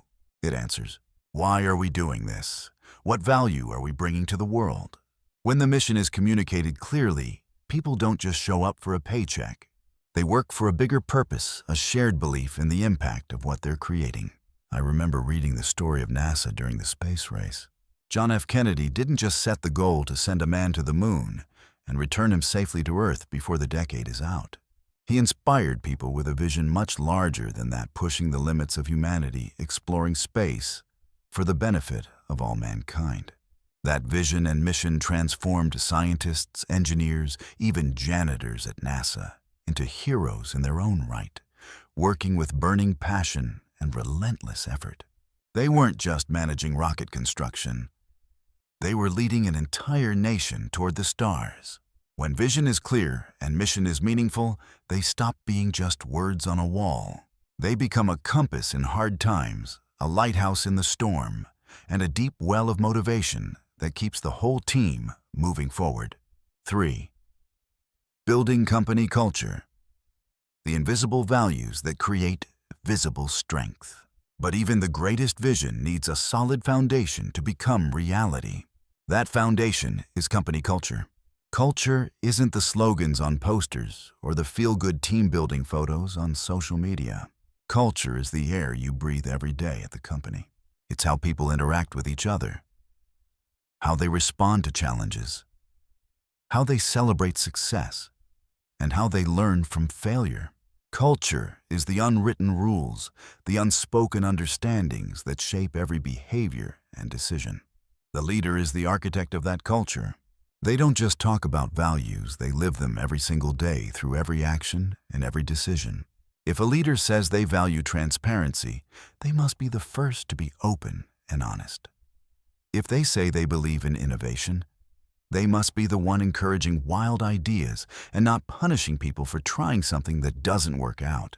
A strong culture is built on core values like integrity, respect, collaboration, innovation, and responsibility. These values aren't just empty words. They show up in how the company hires, trains, evaluates, performance rewards people, and even how it handles mistakes. I remember a story about a small tech company that was on the brink of going under. Instead of quietly cutting people without explanation, the CEO gathered the entire team and laid everything out, no sugarcoating. Then he asked a simple question: are we going to get through this together or walk away? Because they had already built a culture of, we're in this together and no one gets left behind. The entire team chose to stay, volunteered extra hours, came up with creative solutions, and in the end, not only did the company survive, it came out stronger. That wasn't just management. That was leadership through culture, through trust. A strong culture turns invisible values into visible strength. It creates an environment where people feel they belong, feel appreciated, and feel driven to give their best. 4. The art of empowerment and creating a safe space to fail and learn. For that culture to truly come alive, and for the team to keep growing, a leader has to do one crucial thing: empower people. Empowerment is not just assigning tasks. It's giving responsibility along with trust and autonomy. It means believing in each person's ability, letting them make decisions, try new ideas, and learn from their own experiences, even when that means sometimes failing. A good manager can delegate. A great leader empowers. They create opportunities for people to grow and shine. And that brings us to a critical concept in modern leadership: psychological safety. This is a work environment where people feel safe to speak up, ask questions, disagree, or admit mistakes and weaknesses without fear of being judged, mocked, or punished. Imagine working on a team where you know that even if you mess up or your idea sounds a little crazy, you'll still be heard and supported to learn from it. That's psychological safety. This kind of environment encourages creativity, constant learning, and genuine collaboration. When people aren't afraid of failing, they're willing to experiment, push boundaries, and grow. Google once did research and found that psychological safety was the #1 factor behind their most successful teams. Why? Because when people feel safe, they take smart risks, share half-formed ideas, and take ownership when things go wrong instead of hiding or blaming others. A leader is not the person who knows everything. A leader is the person who creates a space where everyone can learn, grow, turn failures into lessons, and turn risks into opportunity. So in the end, when we talk about more than just a boss, the soul of a leader, we're talking about a deep shift in mindset. A manager runs processes and optimizes systems to achieve performance. But a leader lights the flame of passion, paints an inspiring future, weaves a strong cultural fabric, and gives people the trust and freedom they need to soar and unlock their full potential. Leadership is not a job title. It's a journey. It's a privilege.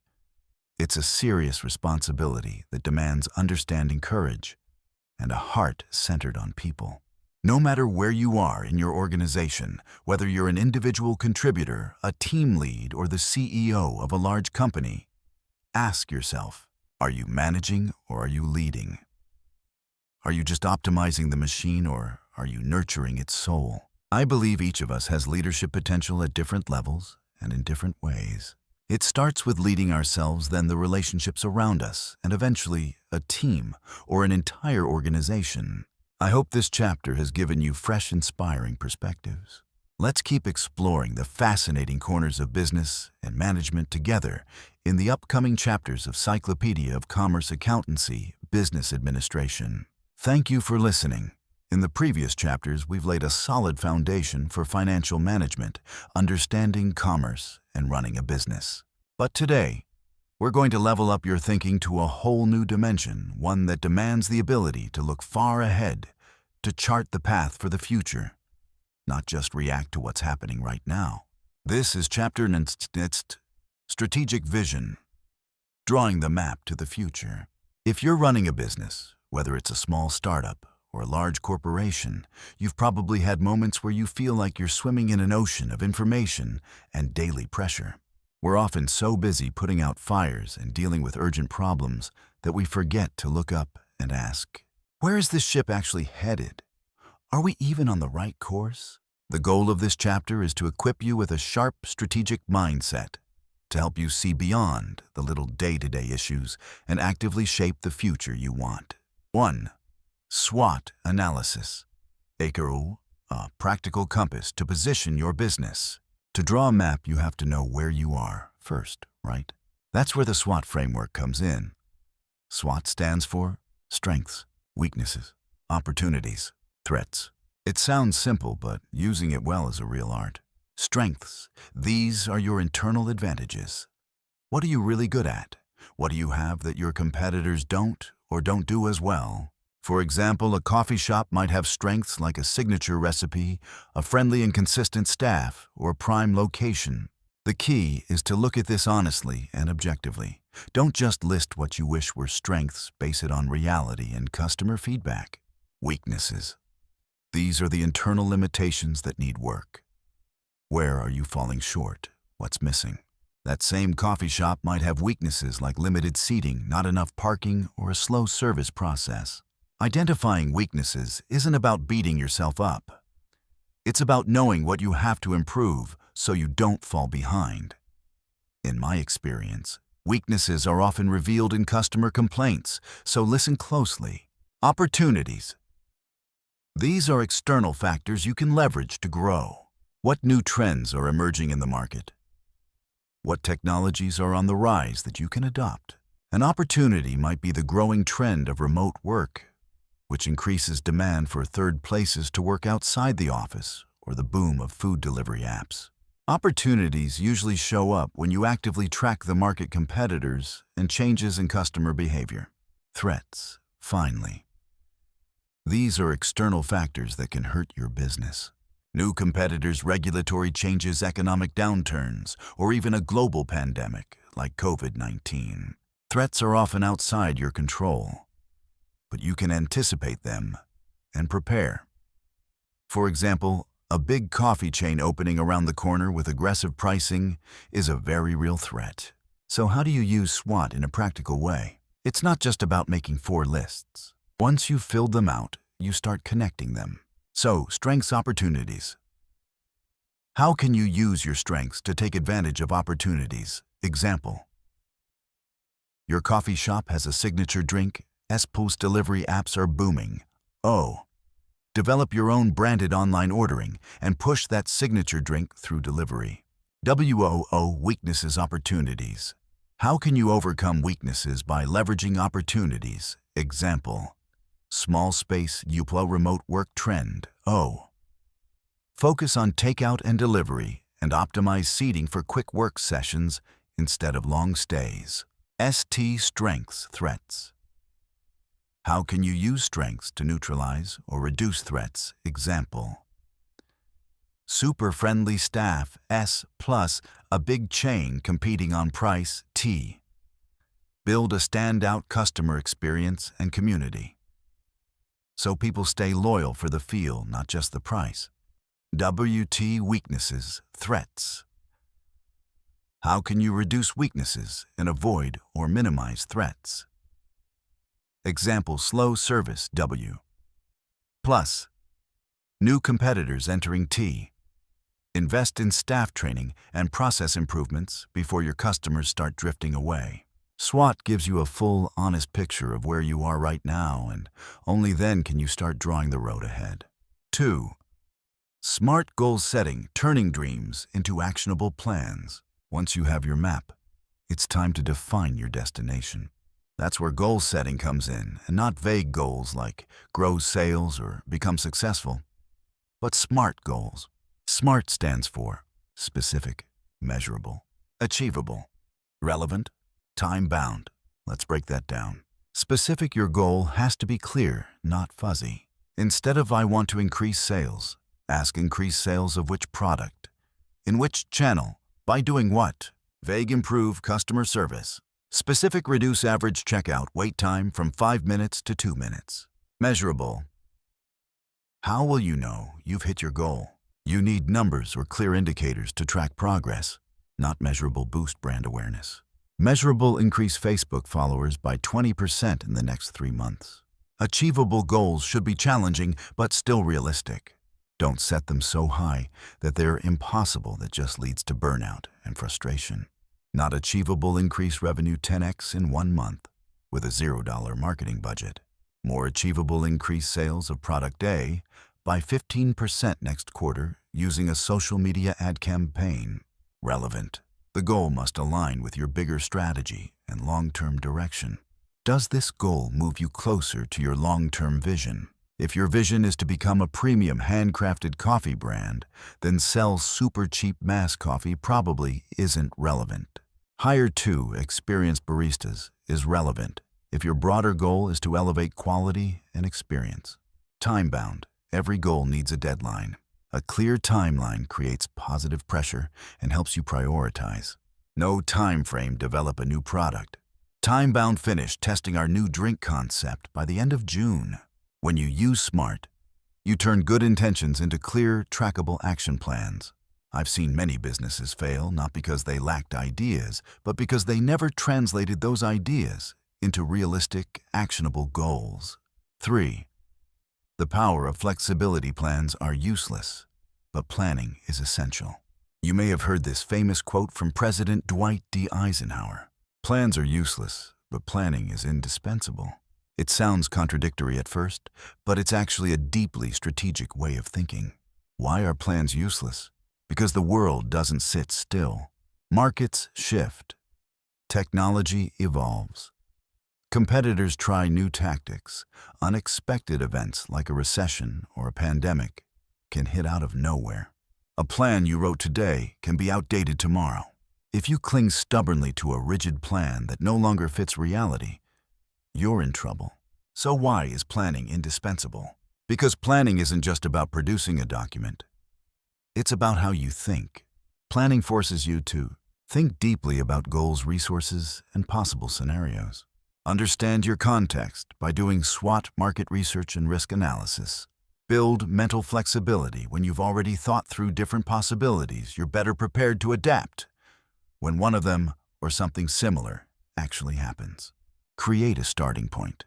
Even if Plan A fails, you have a reference to pivot to Plan B, C, or D instead of starting completely from scratch. Think of it like a road trip. You've got a map and a route planned. But if a snowstorm suddenly hits or a highway is closed, you can't just freeze or stubbornly stay on your original route. Because you understand the area, alternative paths, and key destinations. Thanks to your planning, you can adjust your route quickly and still get where you ultimately want to go. Flexibility is the key to surviving and thriving in a volatile world. Don't fall in love with your plan more than you love your goal. 4.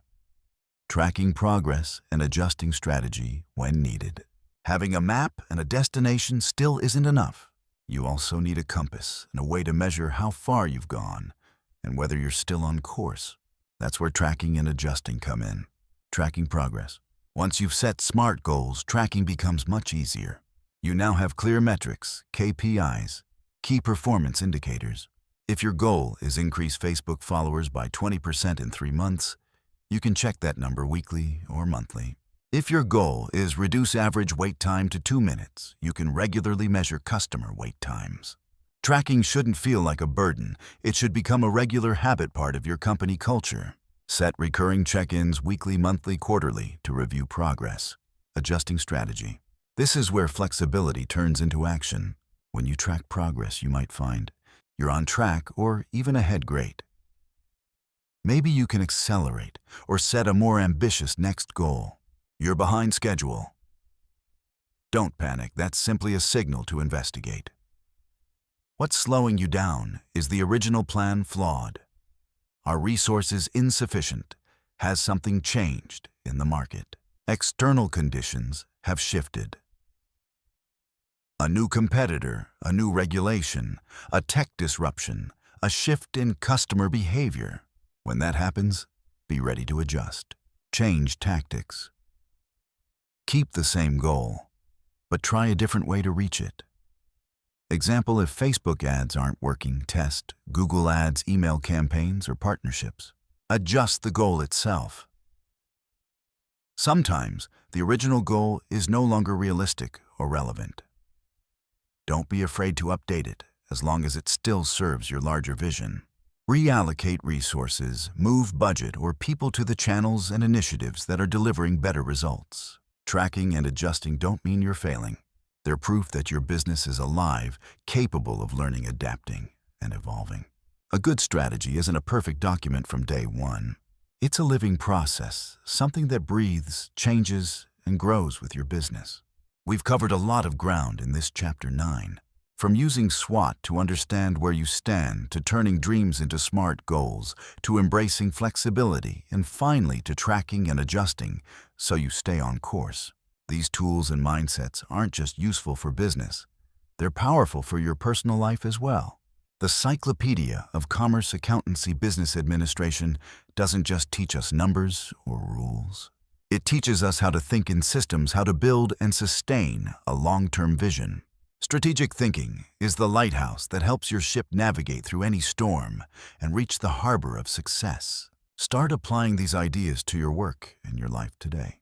And don't be afraid to sit down and actually draw your own map to the future.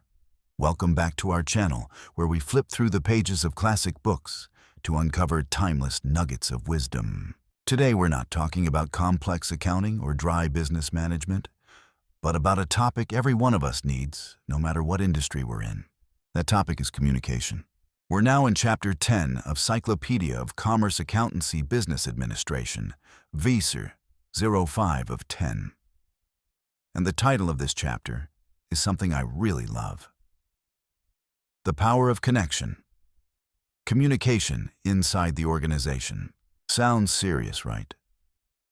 But think of it this way. If a business is a giant living organism, then communication is the invisible glue. The blood flow, the nervous system that connects every cell and every organ. From the brain, the leadership team, to the heart, the employees, from the lungs, the marketing department, to the skin, customer service. Every part needs communication to function in sync. This book may have been written a very long time ago, but the communication principles it talks about are still completely relevant. And in today's hyper-connected world, they might be even more important than ever.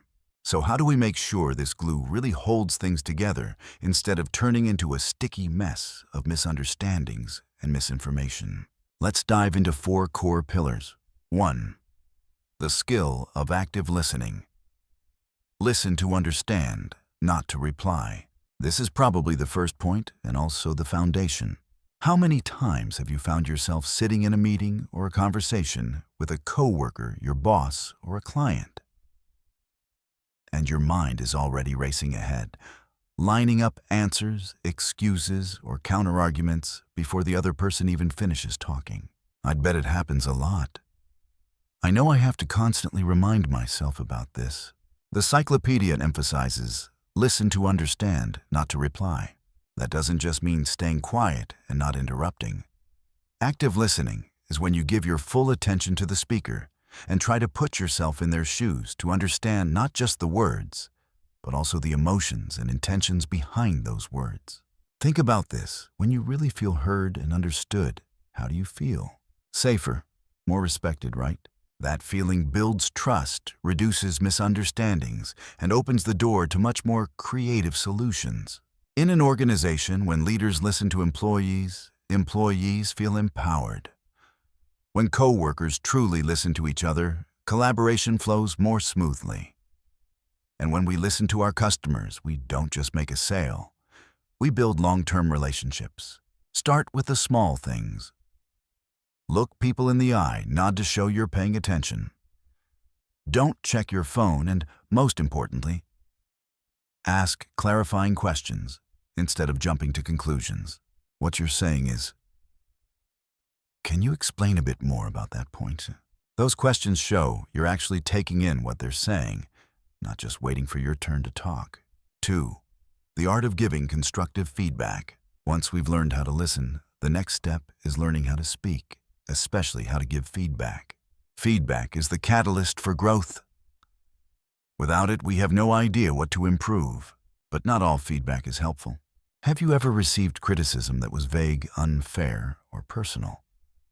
The kind that makes you feel attacked instead of supported? I think most of us have.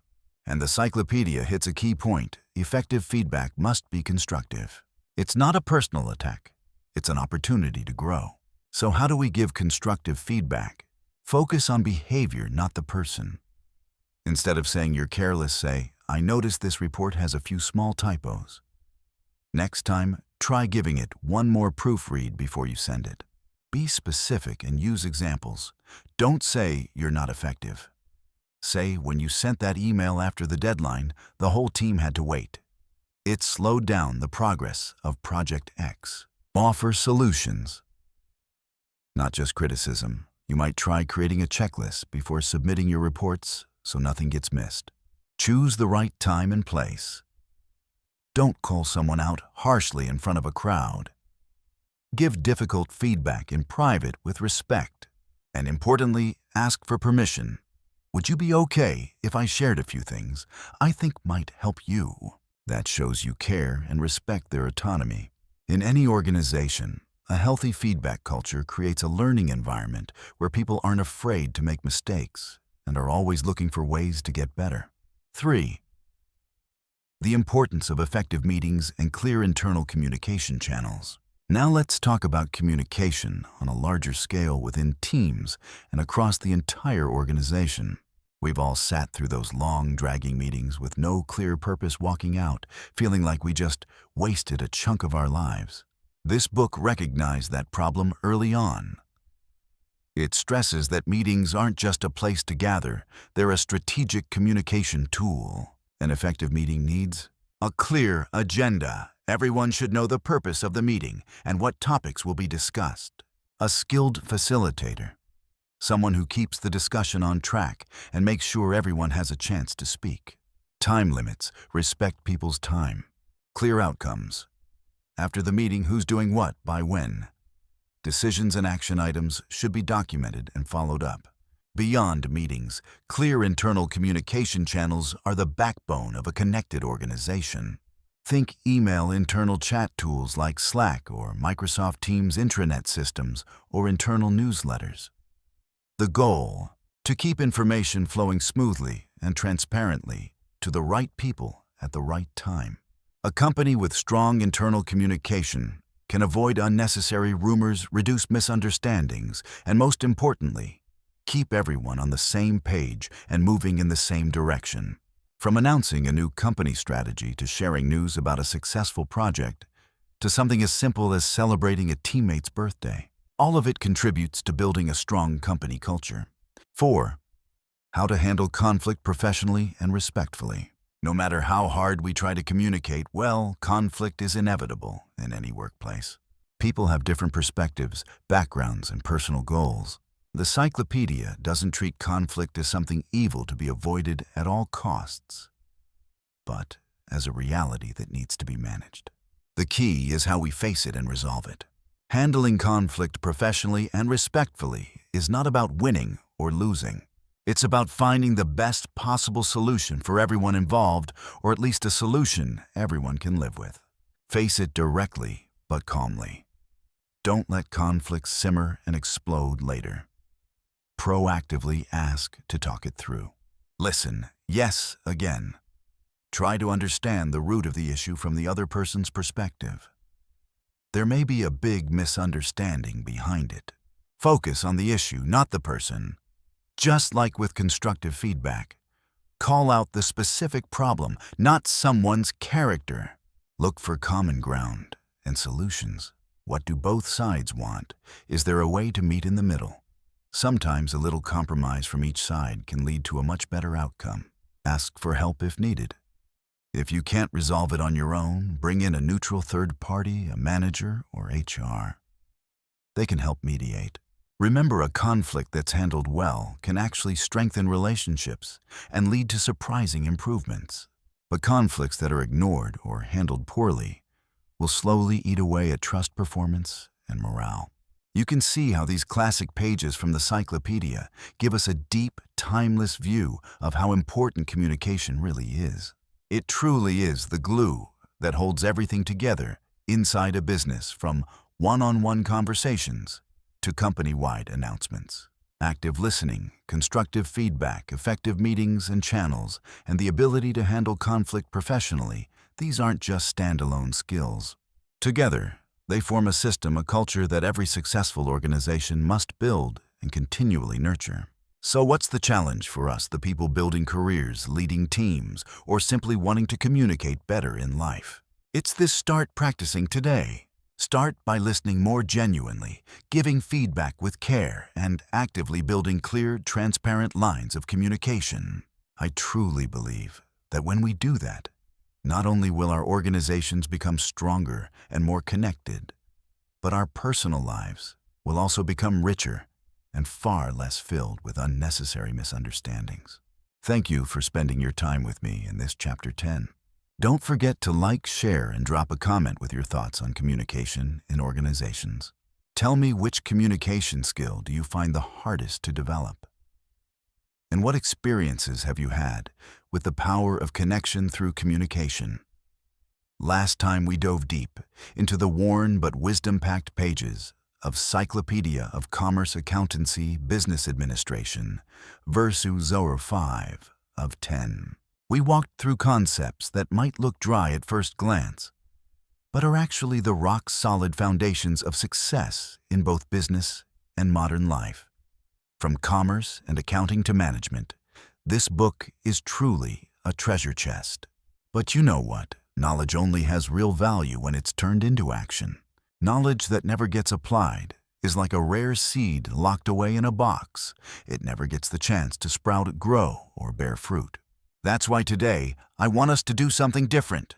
We're not just going to talk about the book anymore. We're going to roll up our sleeves and create together a 7-day action plan, from classic wisdom to modern execution. This is not some brutal challenge. It's a series of small, clear, and easy-to-do steps. The goal is for you to feel the power of putting what we've learned into practice right away, even if it's just a small part of it. Think of this as a personal experiment, a chance for you to test for yourself how advice written over 100 years ago still holds up in your busy modern life. Let's make a commitment together to turn abstract ideas into concrete actions and to create real positive change in the next 7 days. Ready? Let's go. Day 1 and 2. Strengthening the foundation of commerce. Connect and analyze. You remember this in the Cyclopedia of Commerce isn't just buying and selling. It's about deeply understanding the market, understanding people, and understanding how value is created. In these first 2 days, we're going to bring 2 core principles of commerce into real life in very simple ways. Action 1. Talk to 3 customers or potential customers. Sounds simple, right? But I'd bet not many of us do this intentionally on a regular basis. Set aside time to talk, not to sell, but to listen. When I first started this YouTube channel, I spent hours reading comments, replying to messages, and even jumping on the phone with a few loyal viewers just to understand what they really wanted from me and what kind of content truly resonated with them. Find 3 people. They could be current customers, past customers, or people you think could become your customers. Ask them about their experience, the challenges they're facing, what makes them happy, and what they're not satisfied with about your product, service, or about your industry in general. You don't need a perfect script. Just open up, ask honest questions, and really listen. You'll be surprised by the gold mine of insight you uncover. Sometimes a simple question like, if you could change one thing about our product X, what would it be? Can open the door to a whole new direction for improvement. Action 2. Analyze one key competitor. This isn't about copying. It's about learning and finding your own edge. The Cyclopedia emphasizes how important it is to understand the bigger picture of the market. Pick one competitor you feel is doing well or someone you feel you can learn from. Spend at least 30 minutes studying them. Visit their website. Scroll through their social media. Read customer reviews and comments about them. Ask yourself, what are they doing differently from you? What are their strengths? Where are their weaknesses? What is their core marketing message? How are they attracting customers? You're not trying to become a professional market analyst in 30 minutes. The point is to get a clearer picture so you can start thinking about how to improve or differentiate what you offer. It's a powerful exercise to reposition yourself and your service in the mind of your customer. When you're done, write down 1-2 key takeaways from this analysis. Day 3 and 4. Accounting doesn't have to be boring. Seeing your cash clearly. Accounting, for a lot of people, that word brings up images of dry numbers and complicated spreadsheets. But in reality, as the Cyclopedia points out, accounting is your financial compass. It's the tool that tells you where you are and where you're headed.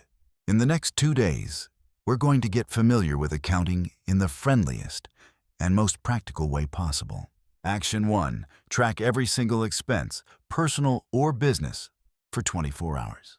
I know this sounds annoying, but this is the first and most important step to truly taking control of your finances. Whether it's your morning coffee, gas, lunch, a small tool, or subscription for work, write down everything. You don't need fancy software. A small notebook, a notes app on your phone, or even the memo feature in your banking app is fine. The goal here is awareness. A lot of the time we spend money on autopilot. Only when we go back and look at the total do we get a shock. For just one day, do this seriously. You'll see that even 24 hours is enough to give you a much clearer picture of your money leaks, or at least where your money's actually going.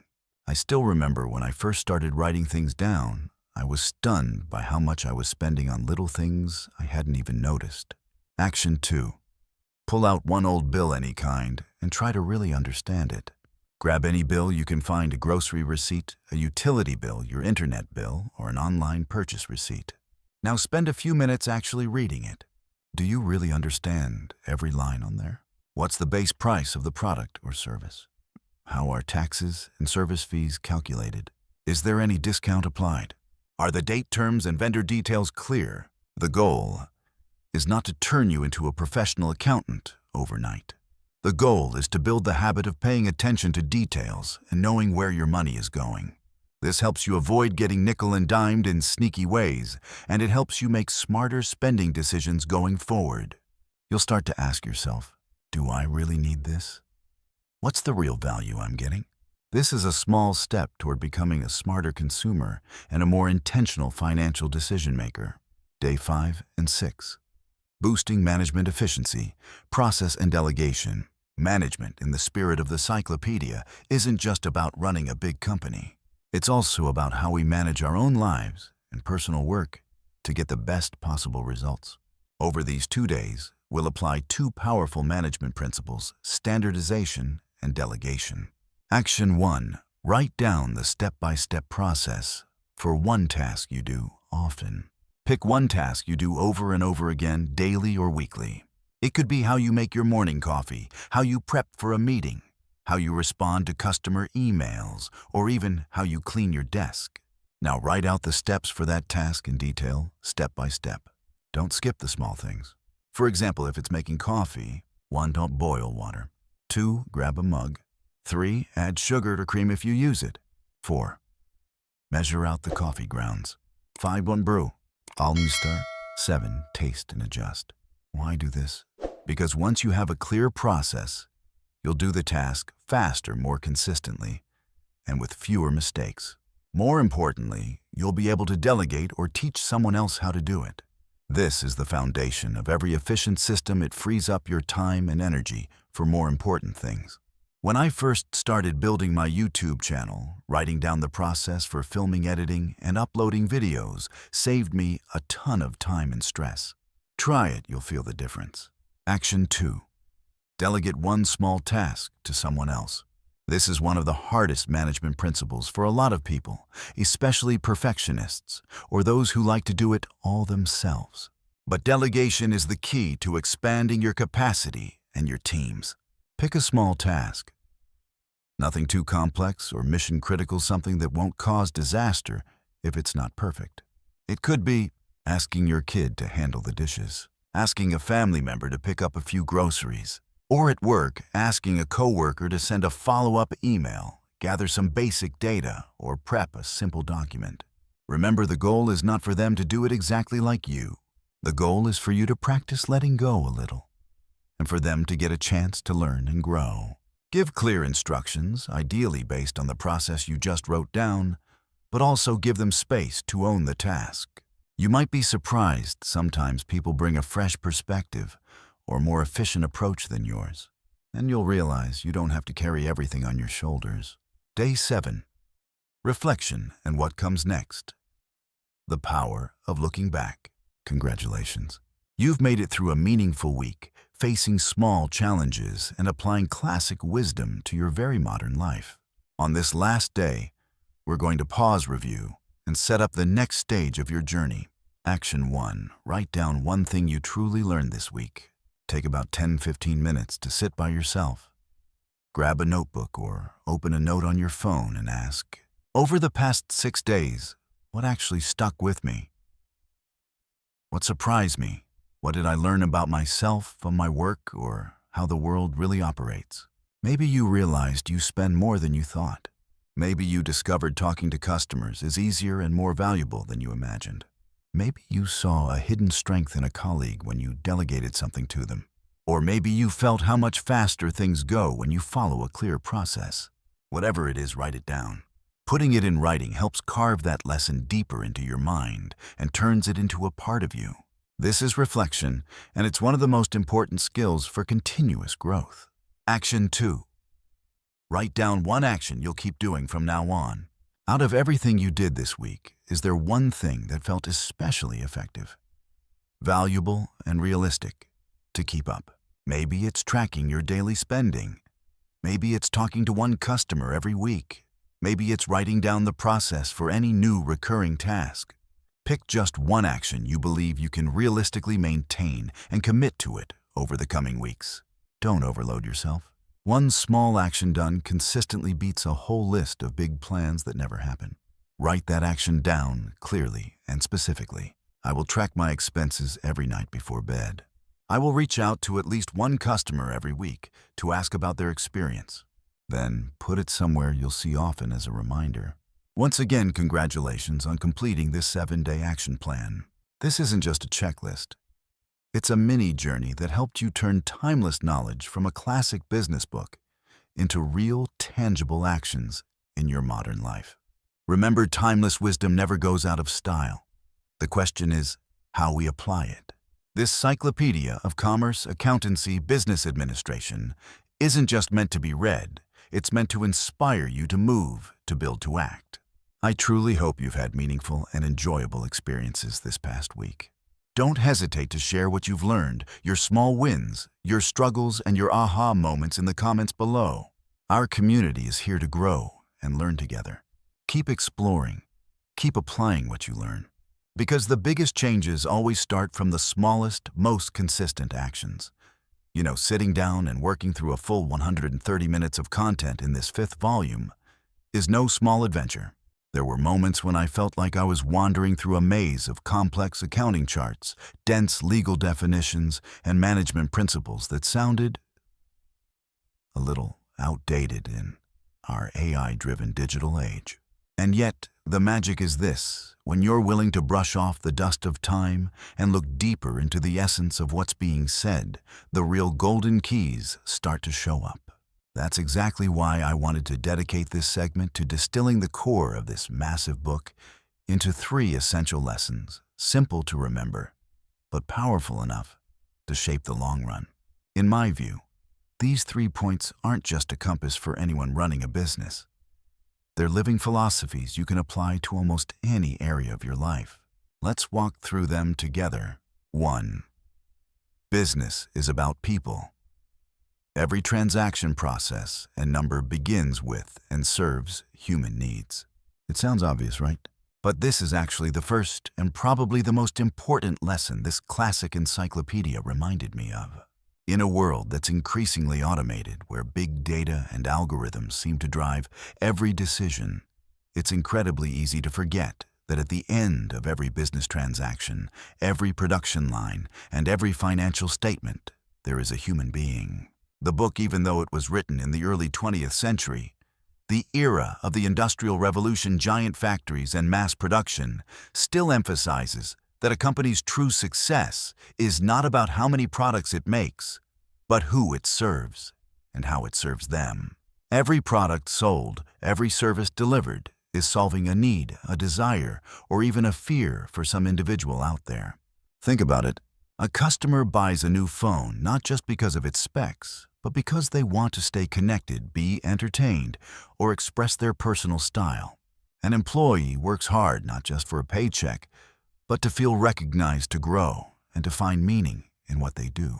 Even the driest numbers on a balance sheet reflect human behavior, human beliefs, and human decisions.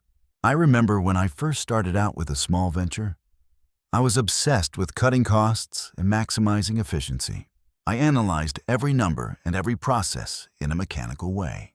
But then I realized nothing really changed until I truly listened to my customers, understood their frustrations, and sat down with my team to hear what they were thinking and feeling. Customer feedback and team input that turned out to be the most valuable data. The kind that helped me actually refine the product, improve the service, and shift strategy in the right direction.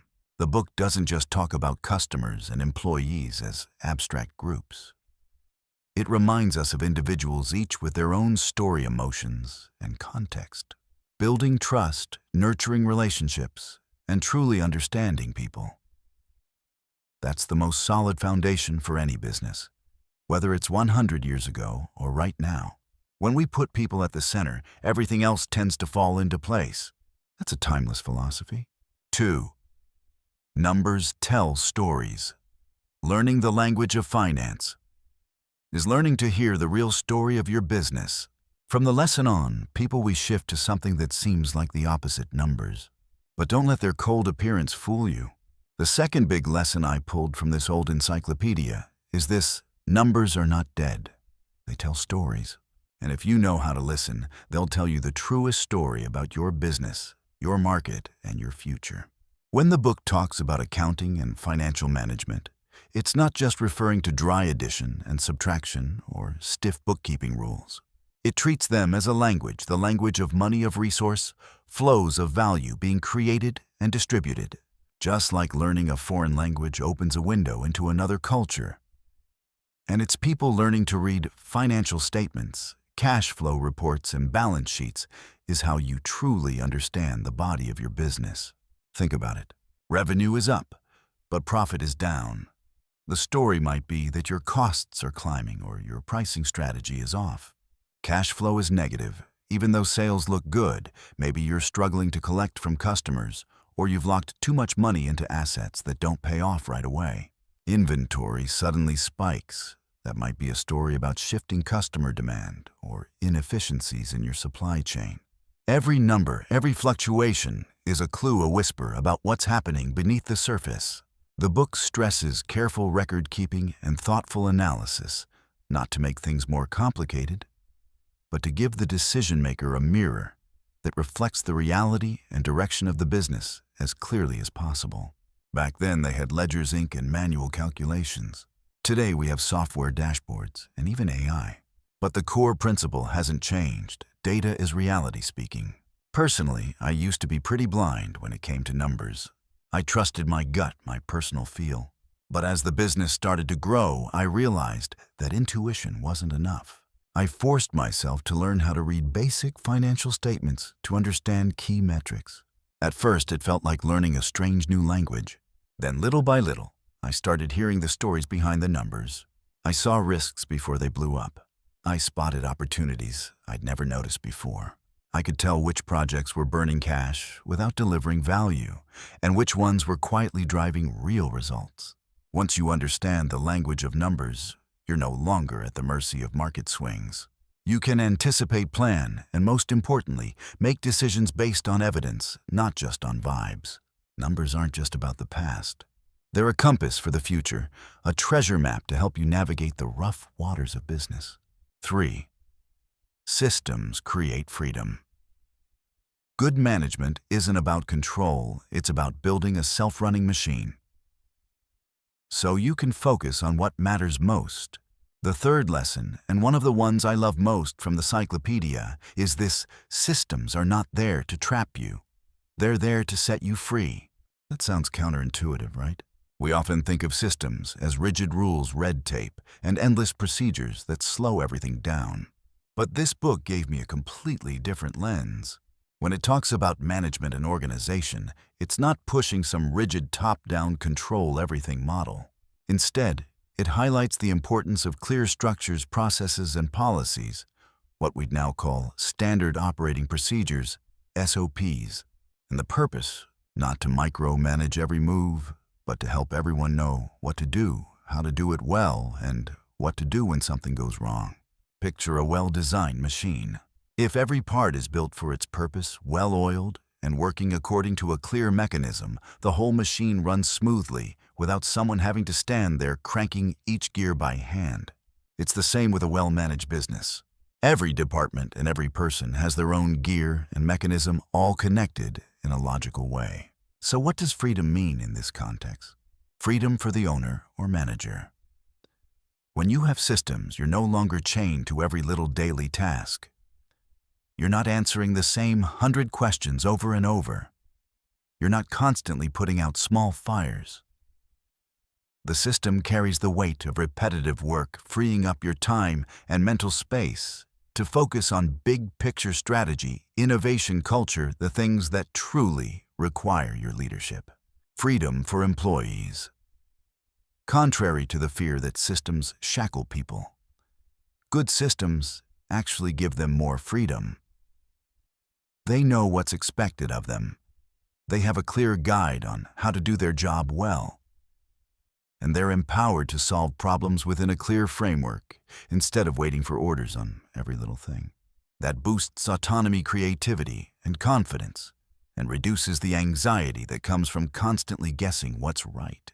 I used to be stuck in that exhausting loop of doing everything myself or stepping into every tiny detail. I was burned out, and the business couldn't grow because everything depended on me. After really reflecting on this lesson, I started to change. I began investing time in building clear processes, writing step-by-step guides, and training my team so they could run things without me hovering over every task. At first, it took a lot of effort and patience. But over time, the payoff was huge. I started to feel lighter. I could spend more time thinking about strategy, innovation, and company culture, things I never had enough bandwidth for before. My team became more proactive and effective. Systems didn't chain us down, and they became sturdy bridges that let us move faster, farther, and with more freedom. So there you have it, my friends. From a dusty old volume on commerce, accounting, and business administration, we've unearthed 3 incredibly valuable golden keys. And the wild thing is they're just as relevant. Maybe even more relevant in our chaotic 21st century. 1. Business is about people. Always keep humans at the center of every decision. 2. Numbers tell stories. Learn to hear the language of finance so you can see reality clearly. 3. Systems create freedom. Build a self-running machine that frees you and your team to focus on what truly matters. These aren't just guidelines for business success. They're a way of approaching life with more intention, clarity, and effectiveness. I hope these perspectives spark some new thoughts for you, and maybe even inspire you to tweak how you work, lead, and live. So we've made our way through the priceless pages of Cyclopedia of Commerce, Accountancy, Business Administration, V05. Quite a journey back in time, wasn't it? We've uncovered business principles that at first glance look old-fashioned, but in reality they're the rock-solid foundation behind so much of modern success. We've explored mindsets that, no matter the era from the 1800s all the way to the 21st century, remain true precision in accounting strategy in commerce and vision in business management. But the journey of learning never ends with reading right. A book, no matter how great it is, will always remain just words on a page if we don't turn it into action, into our own stories. Real value comes from applying what we've learned, connecting with people who share the same passion, and building a community that grows together. So if you found even one idea, one new perspective in these classic pages, whether it was a management principle that felt outdated but turned out to be timeless, or a fascinating business story that sparked something inside you, then don't hesitate to hit like. Your like isn't just support. It tells me the content like this truly matters to you. And it gives me the motivation to dig deeper and unlock even more knowledge from these treasure chest volumes. And if you want to keep walking this path with me, discovering more books that seem dry at first, but actually hide countless surprising lessons, timeless strategies, or simply inspiring stories from the past, then be sure to hit subscribe and turn on notifications. That way you won't miss a single video, and together we can build a community of curious minds who never stop learning and growing. Reading is one thing, applying is another, right? Each of us is writing our own business story. And of course, that journey comes with tight knots and tough challenges. Maybe it's the stress of cash flow, the puzzle of marketing, or the struggle of building a solid team. So let me ask you, what's your biggest business challenge right now? Is it financial management, finding new customers, streamlining your operations, or something completely different? Don't hesitate, share your question in the comments below. Think of this as our own small forum, a place where everyone can learn and help one another. Who knows, someone in this community may have faced the exact same problem and could offer invaluable advice. Or maybe your question will inspire us to dive deeper into the topic in an upcoming video. Knowledge becomes far more powerful when it's shared, when it becomes a collective strength. And speaking of sharing, maybe you have a friend, a coworker, or someone in your family who's dreaming of starting a business, or someone who's struggling to navigate those first messy steps. Maybe they're looking for inspiration, a bit of guidance, or simply a push to keep going. If you think this video, with its lessons from an old forgotten cyclopedia, could offer them even a small spark or helpful idea, don't hesitate to share it with them. The more we connect and spread knowledge, the richer and less lonely this journey becomes. One click from you might be the start of something big for someone else. And now here's the thought I want you to really hold on to. The Cyclopedia we've just explored is an encyclopedia of commerce, accounting, and business management from a long-gone era. But your business journey is your own encyclopedia. Every decision you make, every mistake you stumble through, every success you achieve, all of it becomes the living pages of your encyclopedia. You're not just reading about business, you are living it and writing it. Every challenge becomes a lesson, every failure becomes experience, and every victory becomes a brilliant chapter. Don't wait for someone else to write it for you. Start writing your own chapter today. Step forward. Keep learning. And above all, capture those lessons not just in a notebook, but in the way you live, work, and grow. I hope to see you in the next video. And I can't wait to read the chapters you're writing in the comments below. Thank you for being here. See you soon.